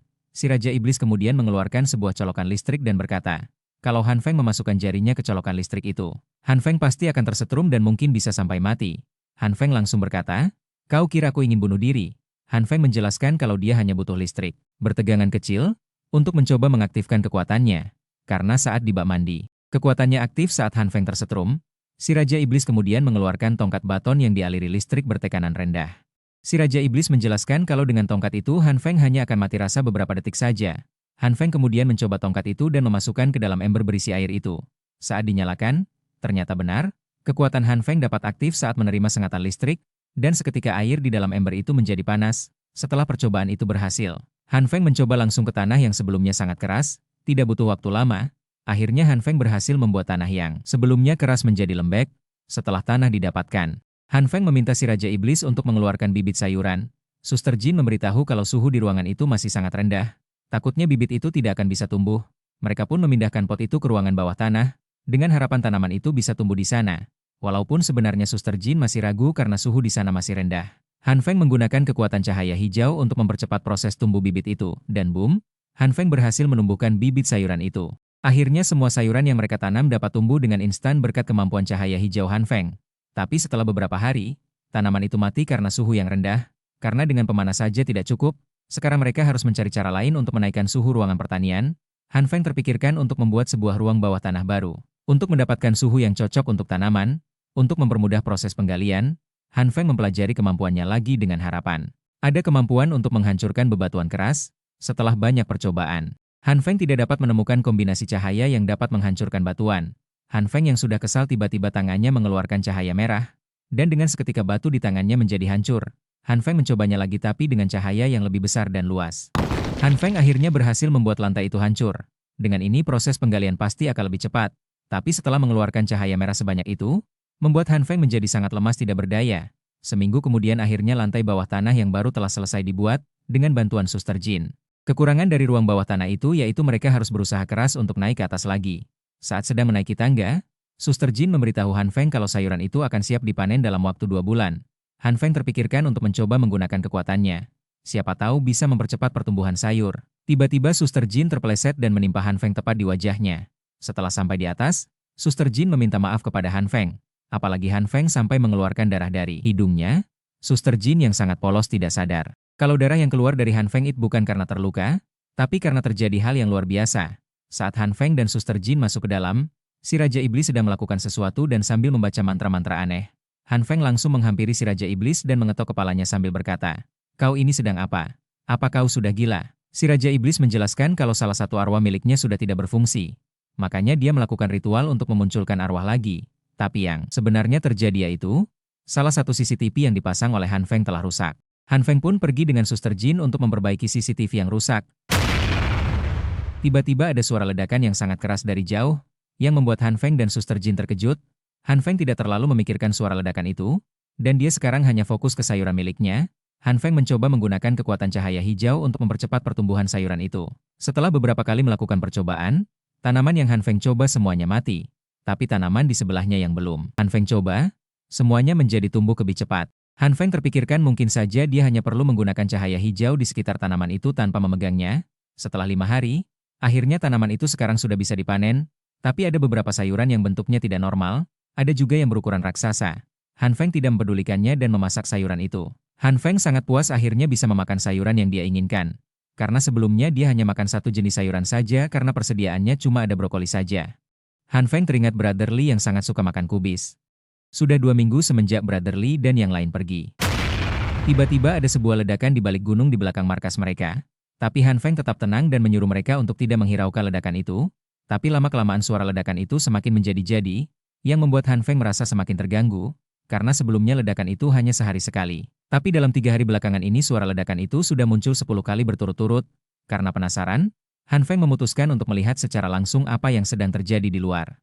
Saat Han Feng melihat dari atas villa, ternyata ledakan itu bukanlah sebuah ledakan biasa. Walaupun ledakannya cukup jauh dari villa itu, tapi kalau sampai ke sana akan sangat berbahaya. Walaupun Han Feng sudah memperkuat dinding dan atap villa itu, tapi Han Feng tidak yakin villanya akan bertahan dari ledakan bom itu. Han Feng kemudian menjelaskan situasi kepada Suster Jin dan si Raja Iblis. Han Feng juga berkata kalau mereka harus membuat sebuah tembok besar untuk melindungi markas mereka. Takutnya, ledakan itu sampai ke sana. Si Raja Iblis kemudian bertanya dari mana mereka bisa mendapatkan bahan untuk membuat tembok. Sedangkan mereka tidak mempunyai semen. Han Feng berkata kalau mereka bisa memanfaatkan batu hasil galian ruang bawah tanah, dan jika kurang, mereka masih bisa mengambil dari sisa-sisa bangunan yang sudah hancur untuk membuat dindingnya. Batuan itu cukup ditumpuk dan disiram dengan air biasa. Dengan memanfaatkan suhu dingin, batuan itu akan mengeras karena air yang membeku dengan cepat. Setelah 3 hari, mereka bekerja keras. Akhirnya dinding pelindung itu sudah dibangun dengan cukup kokoh. Tiba-tiba terdengar suara ledakan yang sangat dekat, yang membuat mereka bertiga terkejut. Dengan cepat mereka masuk ke dalam markas untuk berlindung. Han Feng yang sudah naik ke atap, tiba-tiba ada ledakan lagi yang jaraknya lumayan dekat dengan markasnya. Pecahan batunya saja sampai melesat ke arah Han Feng. Dan untungnya batu itu hanya menggores Han Feng. Han Feng kemudian dengan cepat menyuruh Suster Jin dan si Raja Iblis untuk berlindung ke ruang bawah tanah. Mereka bertiga berdiam seharian di ruang bawah tanah untuk berjaga-jaga takutnya markas mereka terkena ledakan itu. Di hari ketiga setelah membangun dinding itu, villa di samping markas mereka diledakkan, dan puing-puingnya mengenai dinding pelindung markas mereka. Untungnya mereka sudah membangun dinding untuk berjaga-jaga. Kalau enggak, mungkin saja markas mereka sudah banyak rusak. Di hari keempat, Han Feng yang sedang boker dikagetkan dengan suara ledakan yang sangat dekat. Setelah terganggu oleh suara ledakan, tiba-tiba si Raja Iblis masuk di saat Han Feng sedang boker. Dia meminta Han Feng untuk cepat, karena dia ingin buang air kecil. Han Feng yang sudah sangat kesal, dia berencana pergi untuk melihat siapa sebenarnya yang terus-menerus membuat ledakan. Han Feng kali ini membawa sniper untuk berjaga-jaga. Akhirnya snipernya digunakan juga. Setelah persiapan selesai, Han Feng pergi dan tidak lupa meminta Suster Jin dan si Raja Iblis untuk berhati-hati di saat Han Feng keluar. Setelah lumayan jauh, Han Feng dikagetkan dengan banyak sekali mayat tentara. Han Feng berpikir kalau mungkin saja itu ulah si jenderal dan anak buahnya. Agar dapat melihat lebih jelas, Han Feng menaiki bukit di dekatnya. Di balik bukit itu, Han Feng melihat para tentara sedang berperang. Padahal awalnya Han Feng mengira terowongan itu adalah markas para tentara. Tiba-tiba para tentara itu dihempaskan oleh ledakan yang sangat kuat dari dalam terowongan itu. Bahkan ada tentara yang terhempaskan ke arah Han Feng. Untungnya Han Feng dapat menghindar tepat waktu. Han Feng kemudian melanjutkan pemantauannya. Saat sedang memantau, Han Feng melihat ada 3 orang yang keluar dari terowongan itu. Satu seorang wanita dewasa dan 2 anak kecil. Wanita itu dengan santainya menatap Han Feng dari kejauhan. Han Feng seketika terkejut, karena tidak mungkin dia wanita itu bisa melihat Han Feng dari jarak sejauh itu tanpa menggunakan teropong.